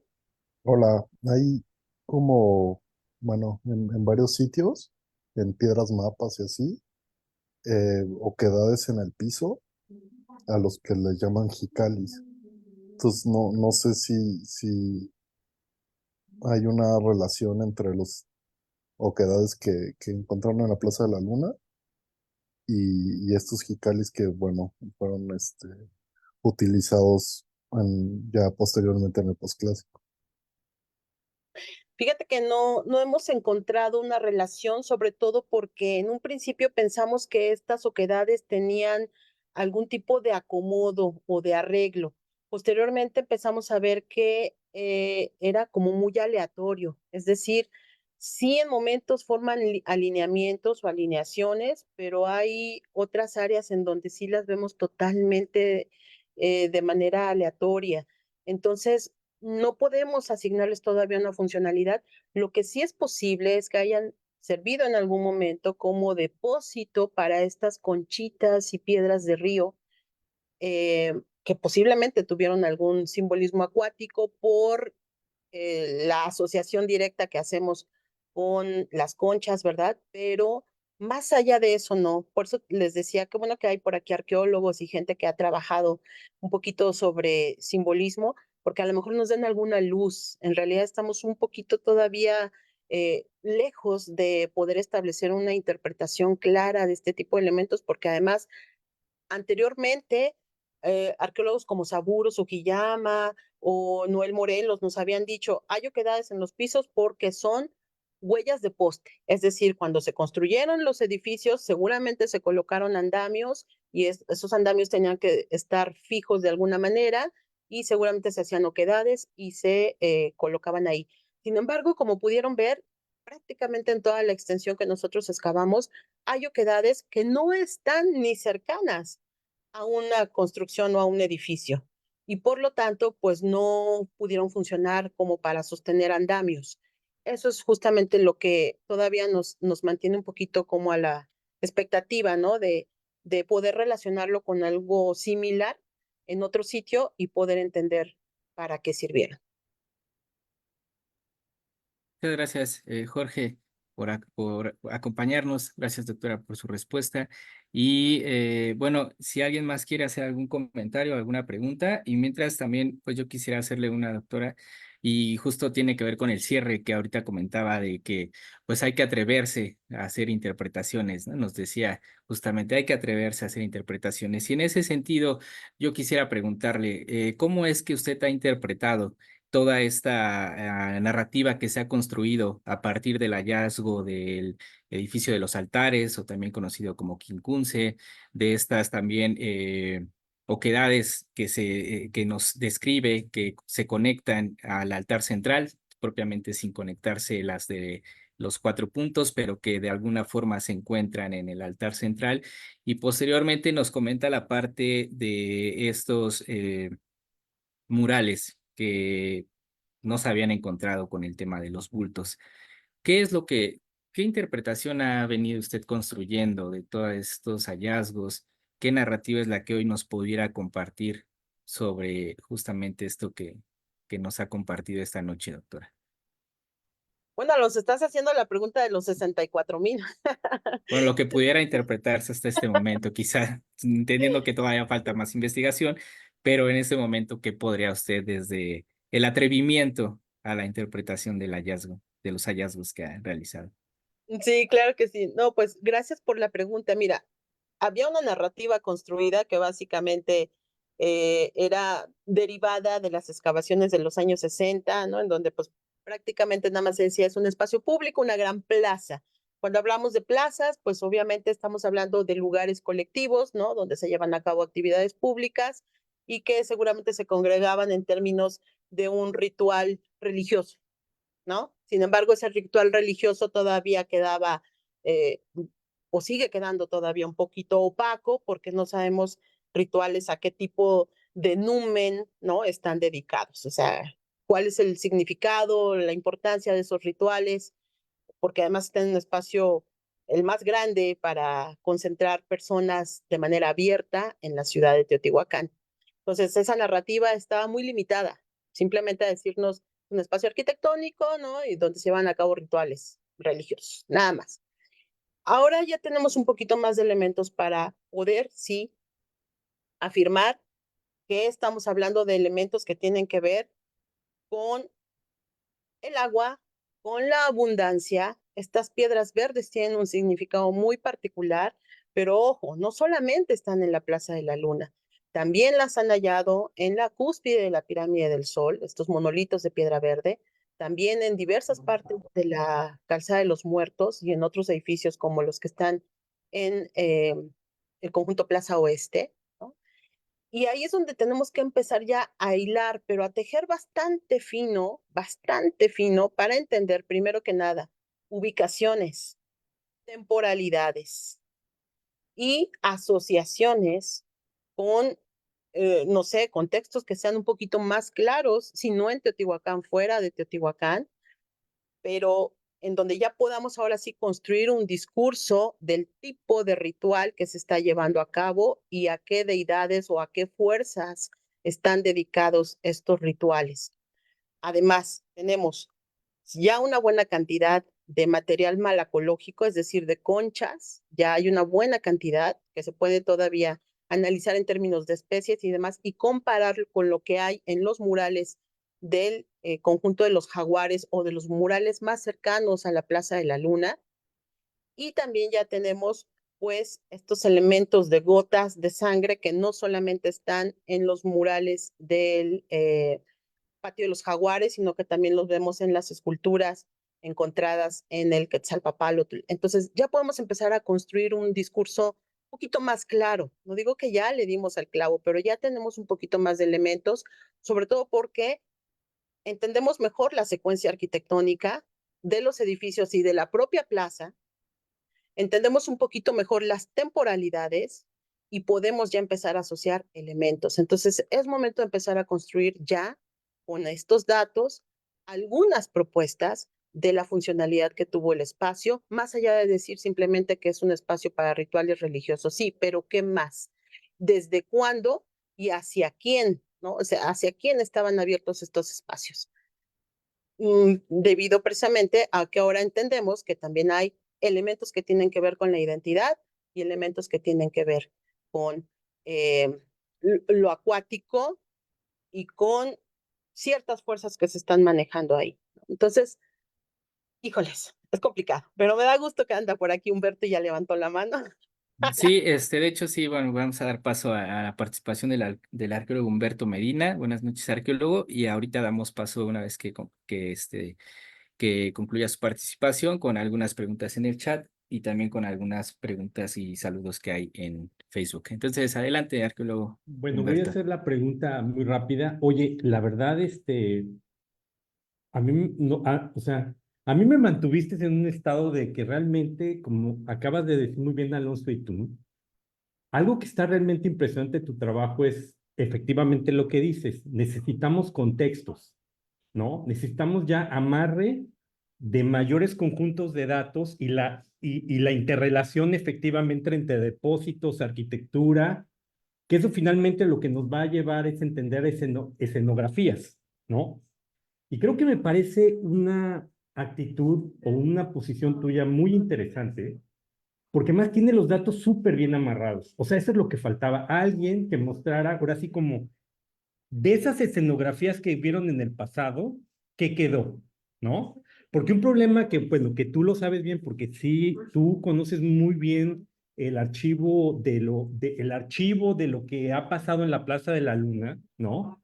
Un problema que hay en Plaza de la Luna es que no tenemos los típicos elementos de amarre que utilizamos los arqueólogos, que son iconografía, escultura y mural. Si no hay de eso, es como si el mundo, o sea, como que los edificios quedaran en silencio y necesitamos de los depósitos, ¿no? Ese es el gran problema que tenemos en la Luna, que tenemos muy poquitos elementos que a nivel epistemológico nos permiten acceder a entender qué escenografías rituales o qué ceremonialismo se llevó en esos espacios, ¿no? Pero la gran diferencia que hay es que tú ya nos estás poniendo a nosotros, a los que trabajamos de alguna manera espacios rituales y escenografías, ¿sí? Tratar de decirnos, oigan, de todo este amarre que yo tengo, ¿qué tienen ustedes? O sea, ¿qué tanto de este tejido es comparable con el tejido que tú tienes o que otras personas tienen, ¿no? Porque lo que sí faltan son elementos contextuales. O sea, eso es lo que le falta a Teotihuacán. O sea, los arqueólogos están muy metidos en depósitos, están metidos en arquitectura, pero algo que realmente me parece oigan, pasemos al siguiente nivel. O sea, pasemos al siguiente nivel de qué escenografías realmente se estaban llevando ahí. Y lo que nos acabas tú de mostrar aquí es escenografía. O sea, ahí está el andamiaje o el escenario teatral, eso quedó de la obra teatral para ponerlo. Arqueólogos, vamos a ver qué hay en otros sitios, porque lo que sí veo es de que, por ejemplo, el caso que tú tienes del edificio de los altares, si tú se lo pones a un arqueólogo del suroeste americano, así del suroeste americano, que trabaje Indios Pueblo, te dice ese es el Zipapu, porque en el Zipapu es el lugar central donde se están poniendo los maíces y donde se están ofrendando las hachas. Y eso mismo lo estás viendo también en el área Olmeca. O sea, en Olmeca hay esa ubicación donde tú tienes esa estructura de quincunce y ahí están ofrendando las hachas, ¿no? De jade.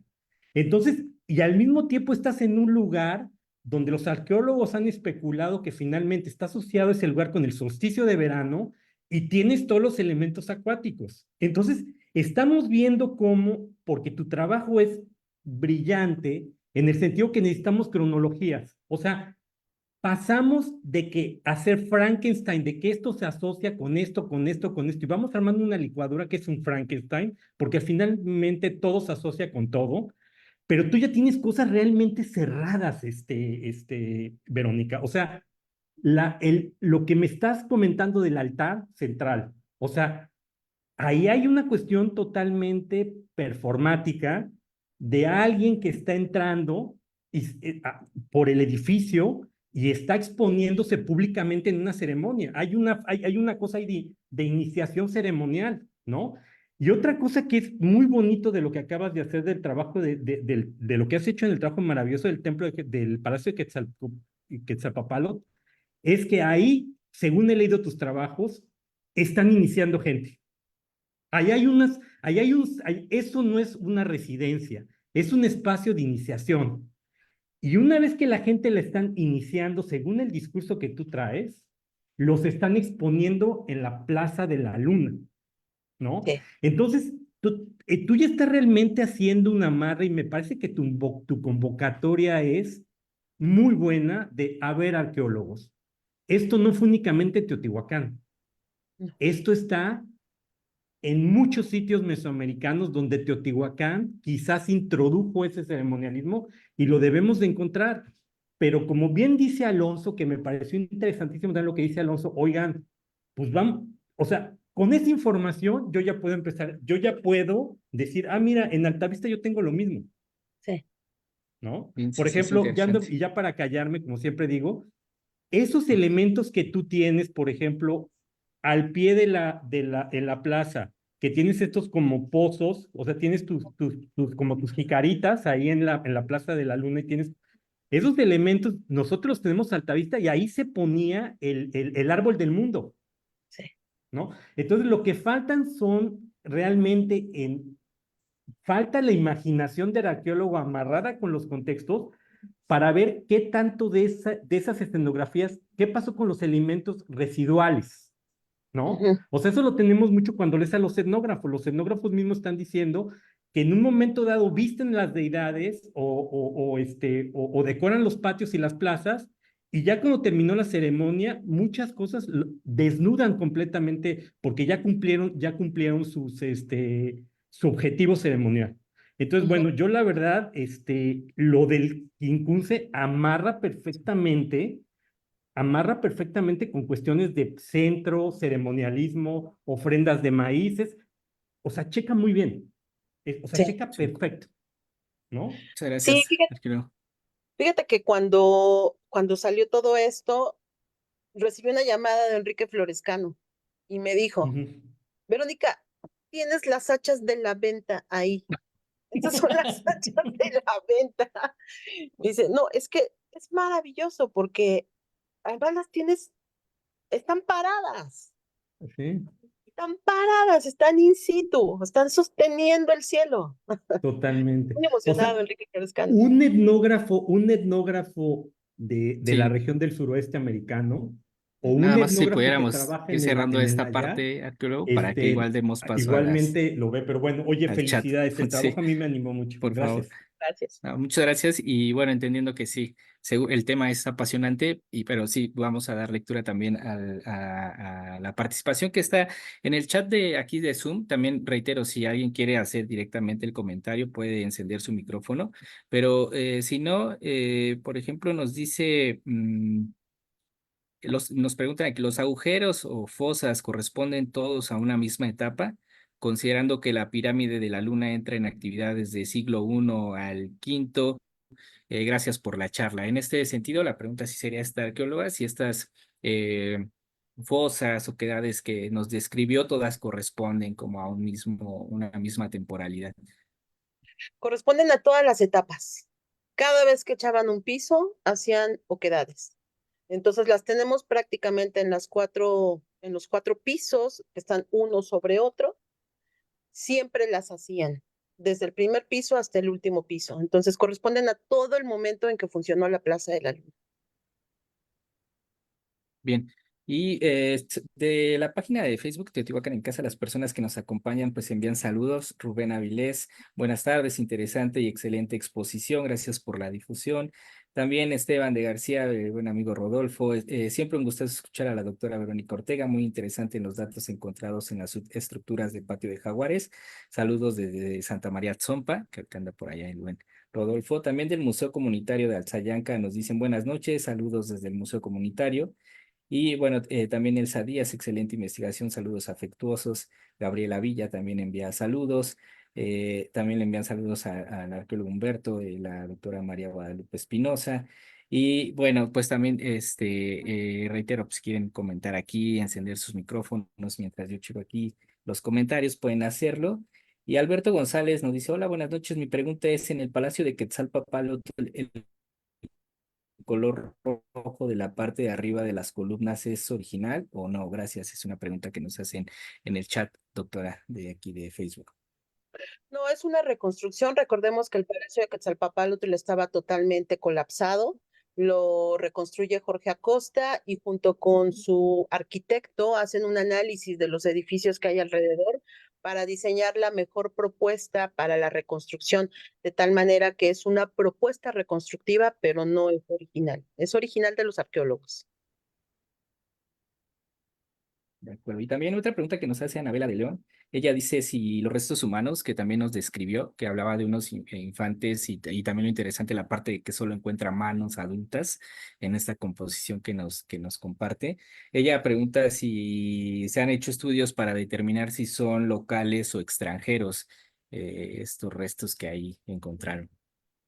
No, no se han hecho todavía esos análisis, solamente se logró identificar el tipo de patologías y más o menos la edad de la muerte de los niños, que hay niños desde 9 años hasta uno de 4 años aproximadamente, son pequeños, son infantes, pero no hay todavía análisis que determinen la procedencia o el origen de estos individuos.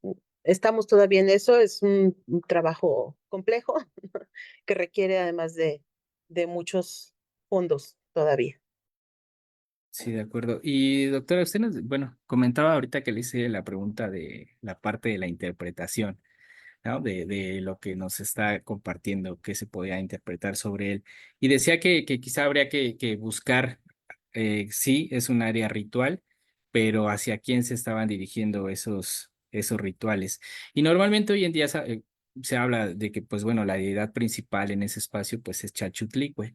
En ese sentido, es posible que quizá también dentro de esta ritualidad del espacio, las ceremonias o los eventos sí conmemorativos o rituales que se estaban efectuando ahí estuvieran vinculados también a otras deidades. O sea, podríamos ya también empezar a incorporar esto a lo que hoy en día se comparte sobre la Plaza de la Luna, en donde, pues, le reitero, comúnmente decimos, bueno, es un espacio ritualizado para Chalchutlicue, ¿no? La deidad de las aguas terrenales. Pero habría posibilidad con los nuevos hallazgos de incorporar a otras entidades o darle un mayor digamos, como complementar aún más la parte de a quienes estaban efectuando estos aspectos o estos eventos rituales.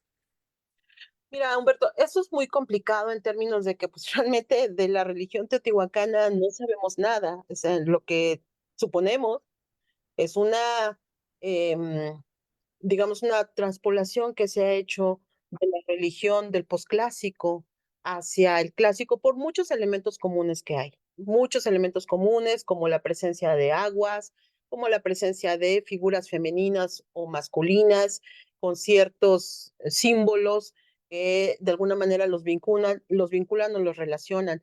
Yo aquí no tanto estaría hablando de rituales hacia dioses, sino más bien hacia fuerzas, ¿no? Definitivamente la Plaza de la Luna es un espacio donde se están llevando a cabo actividades colectivas que tienen que ver con ciertas fuerzas, y sobre todo son las fuerzas acuáticas, ¿no? A las que se les está rindiendo un culto.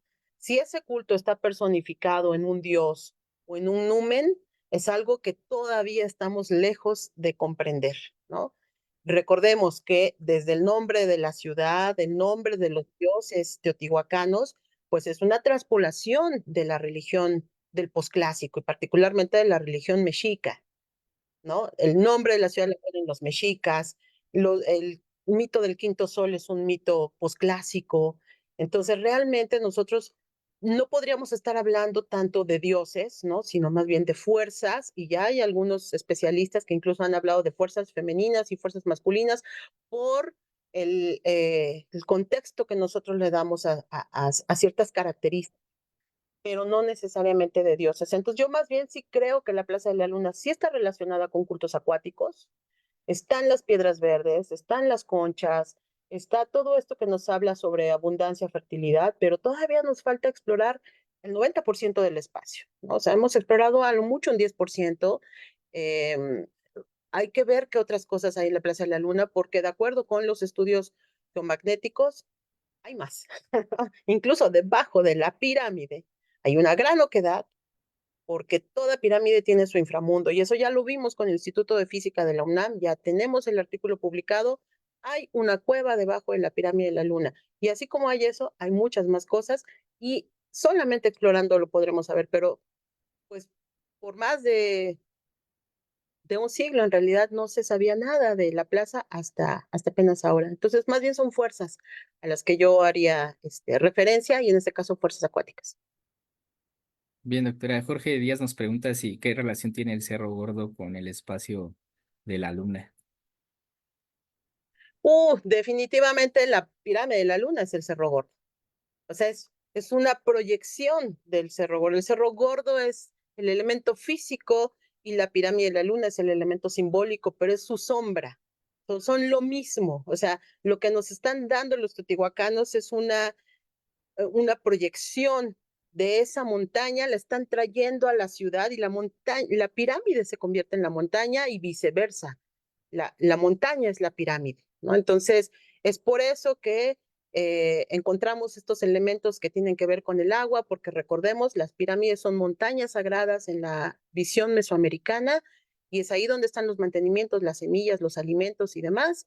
Y por eso es que la Plaza de la Luna debe tener seguramente una relación muy cercana con lo que se piensa de los cerros. La pirámide es una montaña sagrada y lo que está en su alrededor es una reconstrucción del universo, de este universo acuático, de este universo abundante, al que hay que rendirle culto. Trajeron la montaña a la ciudad. De ahí podría derivarse el hecho de justo colocarla en ese punto, doctora, por pensando que se ha hablado, también lo ha comentado en algún momento, que el eje de la ciudad, por en este caso principal, como la Calzada de los Muertos, parte de ahí, ¿no? Del primer monumento de la Pirámide de la Luna. El lugar podría haberse influido por esa posición con el Cerro Gordo. Exactamente, y de hecho cuando tú vas caminando desde el sur hacia la Plaza de la Luna, desaparece el Cerro Gordo y se convierte en la pirámide. Ahí hay una transfiguración, o sea, se convierte el uno en el otro. Están juntos, se mimetizan. Esa ilusión óptica que nos hacen ver los teotihuacanos es justamente, yo creo que el punto máximo de la creación arquitectónica en términos de cómo la arquitectura asemeja al cosmos. Y la ciudad misma es una ciudad cósmica. Y cuando hablo del cosmos es, por supuesto, de este imaginario de cómo está construido el mundo. Y la ciudad toma ese símbolo. O sea, la ciudad realmente tiene ese contenido sagrado. Bien, pues muchas gracias, doctora, y vuelvo a comentar, si alguien quiere encender sus micrófonos, adelante. Ya estamos pues cerrando la sesión de hoy. Por ahí se encendió un micrófono, no sé si quiera, Alfonso, parece que es el tuyo, no sé si quieras comentar algo o se encendió por accidente. Creo que sí. Bueno, voy a apagar. Y también Eli dice, felicidades a Teotihuacán en casa por su aniversario y a la doctora Verónica Ortega por tan importantes excavaciones. Las oquedades recuerdan a la roca porosa esculpida por el agua, como en los ríos o en el mar. Es lo que nos dice Eli. Gracias por acompañarnos. Y Jorge, tienes la mano levantada. Adelante, te escuchamos. Hola, de nuevo yo. En cuanto al Cerro Gordo, ¿había manantiales en su alrededor? O bueno, ¿salía agua del Cerro Gordo? No, no sé. Porque sería un poco esta idea de el edificio central que tuviera estos canales simulando manantiales, ¿no? Bueno, creo que hay otras pirámides como en Pañú y en Huapalcalco que salen canales de las pirámides. Yo creo que era, sí, simular estos cerros con sus manantiales, ¿no? O no sé. Bueno, mi pregunta es si había manantiales por el Cerro Gordo. Manantiales no, pero recordemos que el Cerro Gordo tiene estas como estrías, ¿no? O sea, muy marcadas, por donde bajan escurrimientos durante la temporada de lluvias y gracias a eso, pues también se abastecían prácticamente todos los jagüeyes que había en el Valle de Teotihuacán, por esos escurrimientos que además alimentan la barranca Piedras Negras y que bueno, pues obviamente sí del cerro bajaba muchísima agua, todavía en la actualidad, desafortunadamente este año no, pero en la actualidad sí, teníamos grandes avenidas de agua cuando llovía en el cerro y pues el cerro está proporcionándolo todo, ¿no? Proporciona el agua, los alimentos, la lluvia y es el escenario idóneo para representar todo este cosmos teotihuacano. Entonces, sí, la Plaza de la Luna yo creo que tiene ese gran atributo de que nos está mostrando el paisaje divino y al mismo tiempo lo que puede hacer el ser humano con estos elementos que le da la naturaleza. Pero sí hay escurrimientos que bajan del Cerro Gordo. Bien, Muchas gracias. tengo algunas preguntas aquí en el chat, doctora, igual ya para ir cerrando, pero me gustaría darle lectura también. Ricardo Leonel dice, ¿consideras alguna evidencia simbólica con la estela lisa vertical encontrada a un lado de la pirámide de Cuicuilco? Es lo que pregunta Ricardo Leonel en la transmisión que se comparte en la página de Facebook. Sí, muchas gracias. Bueno, y me gustaría abundar un poquito más. La estela de Cuicuilco, de hecho, no está tan lisa, sí tiene una serie de grabados, sobre todo de oquedades, ¿no? Bueno, han tratado de interpretar un poquito, parece ser que son algunas fechas. No está tan lisa, sí tiene elementos, sin embargo, hay un complejo ritual de estelas lisas que está en el área maya, que existe desde el preclásico. Hay varios sitios, como el Naranjo, por ejemplo, que tiene muchas estelas de piedra verde lisas, completamente lisas, y que de alguna manera en la literatura que yo he rastreado es lo que más se parece a lo que hay en Teotihuacán. Entonces, vendría más bien de una tradición posiblemente maya de épocas tempranas, que está muy presente en Teotihuacán, porque, insisto, hay más de 25 estelas lisas que se han encontrado en Teotihuacán. En particular, yo hallé 6 en la Plaza de la Luna, pero otras están distribuidas a lo largo de la Calzada de los Muertos, y las de la Pirámide del Sol son las más grandes, las más prominentes, ¿no? Entonces, más bien tiene que ver con esas asociaciones que hay de estelas lisas en plazas en ciudades mayas del preclásico. Muy bien, también Luis Gamboa dice, felicidades, Verónica, extraño Teotihuacán, pero ya sabes por dónde estoy, no sé, Luis Gamboa. Te comento un felino de Tecali que mostraste en tu presentación con una iconografía de olas. Ese mismo está asociado con dos marcadores parecidos a los de Venus descubiertos cerca de Tula. Tu ponencia nos permite proponer una fase de contemporaneidad y su relación con Plaza de la Luna. ¿Qué nos puedes decir de Venus? Es lo que pregunta el arqueólogo Luis Gamboa, doctora. Muchas gracias, Luis, y qué gusto saber de ti. Uno de estos días te voy a ir a visitar por allá por Tula. Muchas gracias. ¿Qué te puedo decir de esto? Bueno, pues básicamente que estos felinos que tenemos la, en el patio de los jaguares, si tú recuerdas, varios de los murales están asociados justamente con estrellas que han sido interpretadas como estrellas de Venus, ¿no? Mostraba yo en una de las imágenes los felinos con trompeta. Atrás de ellos hay estas estrellas de 5 picos que han sido siempre asociadas con Venus.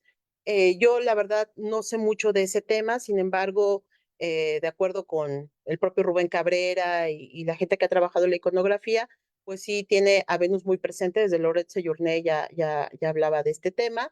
Y pues bueno, habría que ver, me encantaría comparar lo que tú tienes, ¿no? Con lo que hay ahí en el patio de los jaguares, y pues ojalá algún día podamos platicar ya de manera personal. Pero sí está representado Venus, de acuerdo con lo que se establece ahí en Patio de los Jaguares. Igual nos preguntan, Jesús Quintanar, quizá lo mencionó en su presentación, doctora, pero si pudiera reiterar la cuestión del tamaño de las estelas o monolitos, hay una duda que tienen las personas, si pudiera, por favor, comentarlo. Claro que sí, las dimensiones son, la más alta mide 1,60, más o menos de mi estatura. Hay otras de 1,30, de 1,30 a 1,60, y pesan entre 400 y 600 kilos. Bien, y nos decía que provienen, bueno, que de acuerdo a un estudio que hizo el doctor Melgar, decía que venían de Puebla, ¿no? Pero todas de ahí, o tenemos también como estelas o monolitos que pudieran estar viniendo de otras regiones. No, básicamente son de la Sierra del Tenso, que es de donde viene también parte de la cerámica Naranjado Delgado, o sea, muy cercana a los sitios de la cerámica Naranjado Delgado, la Sierra del Tenso, cerca de Tepeaca, en Puebla. Y doctora, sobre esto, esta presencia de las estelas con esa provenientes de esa región, ¿de qué tiempo estaríamos hablando? Digamos, ¿en qué tiempo podríamos, a partir de esa presencia de estelas, hablar de una posible relación con esa región? Bueno, aquí la parte difícil ha sido saber cuándo depositaron las estelas, porque digamos que las excavaciones, las fosas donde están depositadas, prácticamente vienen desde la última etapa constructiva del Quincunce. Estaremos hablando entonces del año 400 después de Cristo. 300, 400 después de Cristo. Entonces, no sabemos si las depositaron desde la primera etapa o las depositaron hasta el final. Eso es lo complicado, ¿no? por la estratigrafía, por las modificaciones que tuvo el terreno, por lo destruido que estaba el edificio. Sin embargo, sabemos que hay anaranjado delgado en Teotihuacán prácticamente desde el año 200 después de Cristo, entonces sí hay una contemporaneidad. De esa región se trajeron muchas piedras, no solamente grandes estelas, hay materiales de la Sierra del Tenso y de la región cercana a Tepeaca, en Teotihuacán, en otro tipo de materiales. Entonces, sí hay una relación con esa zona desde, pues digamos, desde el año 200 después de Cristo seguramente, porque además es parte del paso que va hacia Oaxaca y sabemos que en Teotihuacán hay oaxaqueños desde el 150 después de Cristo, desde que se está construyendo la pirámide del Sol. Entonces, estas relaciones interregionales son muy tempranas.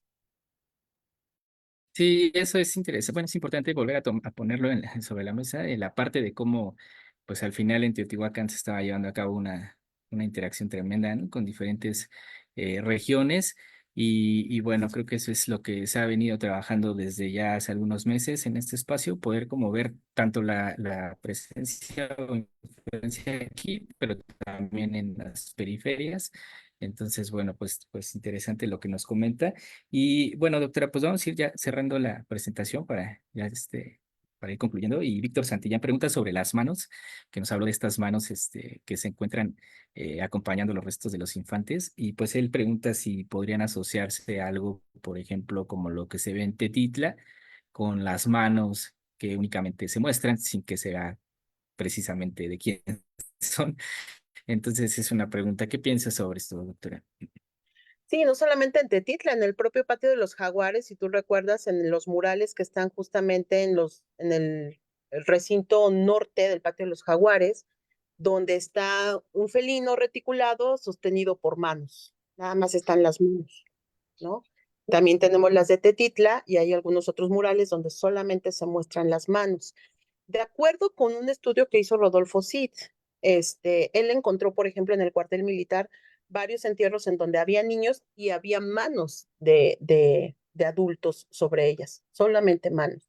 Es también un elemento, digamos, que no se ha trabajado mucho, que no se ha tocado mucho, pero que bien valdría la pena. Se ha intentado interpretar qué significan las manos en la pintura mural. Sin embargo, hasta el momento no hay una propuesta muy sólida y ahora estamos viendo que no solamente es en la pintura mural, sino que también ya lo tenemos en entierros en diferentes contextos, como te decía, en el cuartel militar, y pues bueno, ahora las encontramos acá y seguramente hay en muchos otros lugares, pero no le hemos puesto atención a este caso, ¿no? Ahora es un poquito más visible y yo creo que valdría mucho la pena trabajarlo, sobre todo porque sí está en la pintura mural muy frecuente este asunto de las manos.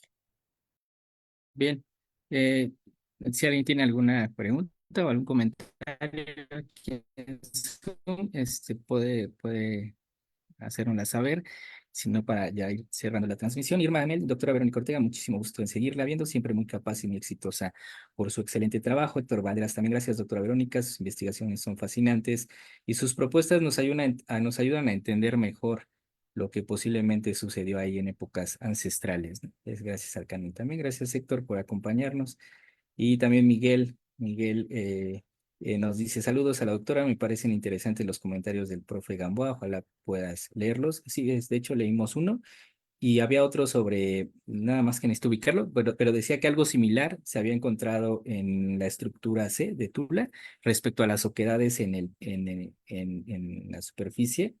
Creo que aquí lo tengo. Dice, en cuanto a los agujeros en el Tepetate, la plaza de Tula Grande presenta algo similar enfrente de la pirámide C, que es parecida a la del Sol. Esto replantea una continuidad ritual o constructiva entre residentes teotihuacanos y toltecas, lo que nos Muy comenta. interesante. Muy interesante y pues justamente de esto se trata este tipo de pláticas, ¿no? De que empecemos a comunicarnos entre arqueólogos y ver qué tenemos similar, porque no puede ser algo aislado, es algo que seguramente fue recurrente, pero no lo hemos todavía relacionado. Entonces es el momento, ¿no? Y agradezco mucho el comentario y por supuesto que lo tomo en cuenta.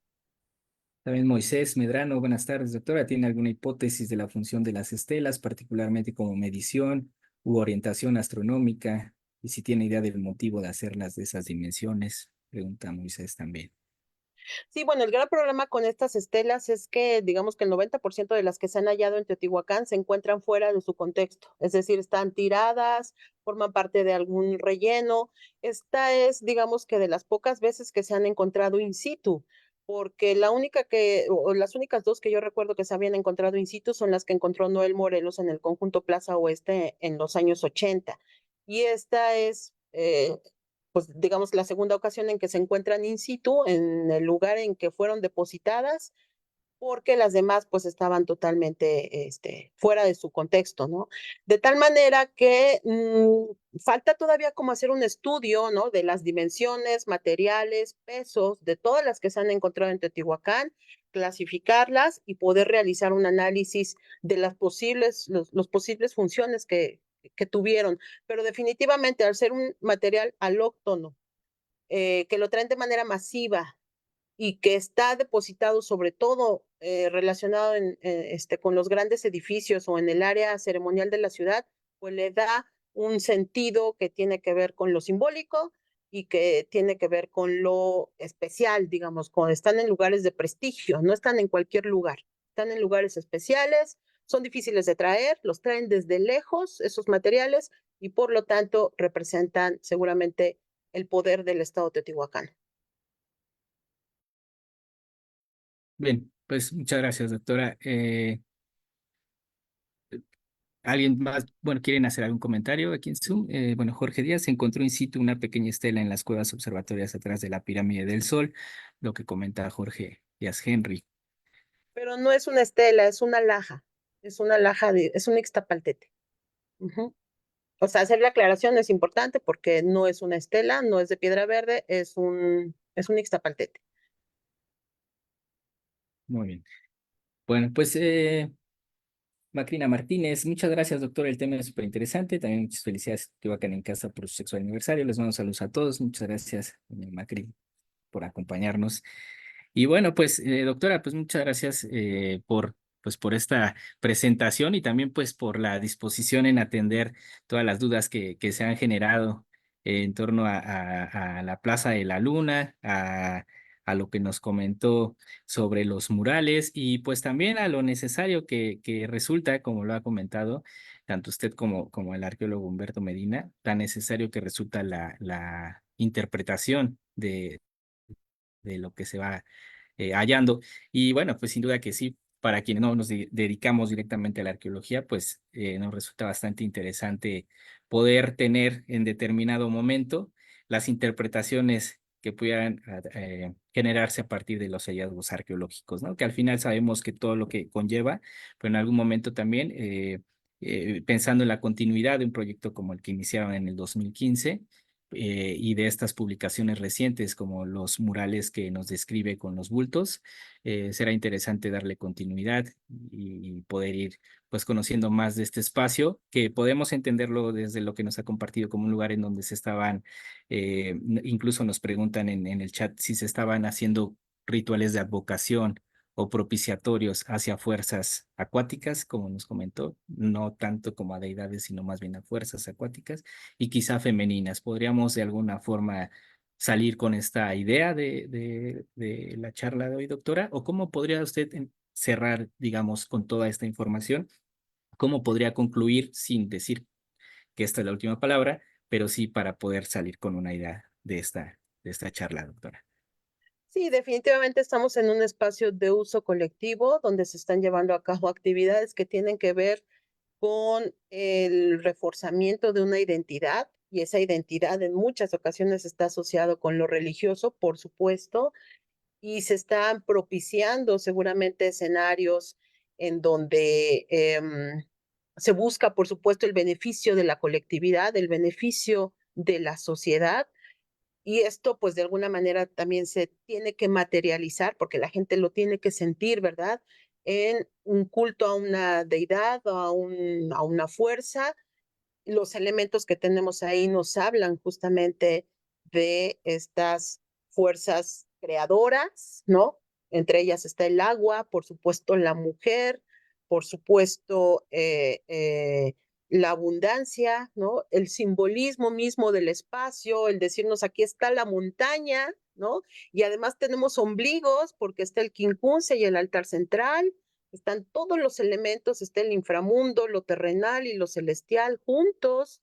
Entonces, sí se están llevando a cabo actividades que tienen que ver con la propiciación de un beneficio a la colectividad y con una identidad que se está reforzando y por supuesto se está legitimando también un grupo en el poder, uno o varios grupos en el poder, porque a lo largo del año seguramente se llevarán a cabo diferentes tipos de actividades rituales, entonces se están legitimando fuerzas, se están legitimando grupos en el poder y esto está haciendo que Teotihuacán, por supuesto, tenga una presencia en los 4 rumbos del universo, en toda la Mesoamérica conocida. Por lo tanto, sí, es un espacio para seguir estudiando definitivamente. Hemos solamente descubierto un 10% del lugar, el otro 90% está para investigaciones arqueológicas futuras. Ya tenemos identificado el túnel que está debajo de la pirámide. Hay mucho que hacer en la Plaza de la Luna y creo que eso nos permitirá pues conocer un poquito más esta gran sociedad que nos dejó un legado patrimonial que es patrimonio mundial. Entonces, cuidémoslo, conozcámoslo y querámoslo, que Teotihuacán tiene mucho que dar todavía. Nada más, Pues me quedo. sí, pues muchas gracias, doctora. Y pues sí, sin duda esa es la intención de poder pues tenerlos aquí, tanto a usted como a sus colegas pues que han tenido la confianza de venir a Teotihuacán en casa a compartir. Realmente, pues estamos muy agradecidos porque, pues como lo hemos dicho en reiteradas ocasiones en las publicaciones, pues Teotihuacán en casa se debe a las personas que nos siguen, pero también pues a las personas especialistas que se dedican a la arqueología y que pues vienen aquí, comparten, disponen de su tiempo y realmente pues es muy agradecido por ello. Entonces pues en esta ocasión pues estaríamos concluyendo esta sesión que reitero pues estamos iniciando celebraciones por el 6º aniversario de Teotihuacán en casa y bueno pues muy contento por lo que hoy se compartió. También agradezco a las personas que nos siguen en la transmisión en Facebook. Y bueno, doctora, pues muchas gracias. Si quisiera dar un comentario pues de despedida de esta transmisión, la escuchamos y bueno, pues estaríamos concluyendo la charla, doctora. Claro que sí, pues muchísimas gracias. Una felicitación muy fuerte para ti, para el equipo que te acompaña en este Teotihuacán en casa, que se ha vuelto ya el lugar común para todos nosotros que nos interesa la cultura del Valle de Teotihuacán, la arqueología y todo lo que tiene que ver con la identidad de los pueblos y de la gente que vive en el Valle de Teotihuacán. Muchas gracias por todo, que sigan los éxitos, que sean muchísimos años más de Teotihuacán en casa y gracias pues a todos los que compartieron conmigo en esta ocasión para presentar lo que hemos hecho en la Plaza de la Luna. Y pues bueno, aquí nos estaremos viendo, espero que muy pronto, porque también yo sigo con mucho gusto a los colegas que se presentan aquí mismo en este foro. Muchas gracias y que tengan una excelente noche. Pues bien, pues vamos a concluir la transmisión en Facebook y ya nada más pediría unos 2 minutitos más antes de salir de Zoom a los que nos acompañan acá en Zoom. Pero bueno, la transmisión en Facebook la estaríamos concluyendo, no sin antes también pues hacerles la invitación. El próximo 18 de junio tenemos la conferencia con el arqueólogo Joel Santos. Él nos va a hablar sobre las labradas en Sinaloa y la relación con el solsticio de verano, que justo la fecha del 18 se aproxima al solsticio de verano. Entonces nos va a compartir su investigación que lleva a cabo en ese sitio y pues la invitación, esto es el próximo 18 de junio a las 7 de la noche. Entonces, pues bueno, estén pendientes también del cartel y de los datos para ingresar a Zoom. Entonces, por lo pronto, pues nos despedimos de la página de Facebook de Teotihuacán en casa. Muchas gracias por acompañarnos y bueno, nos quedamos un par de minutos aquí en Zoom, por favor.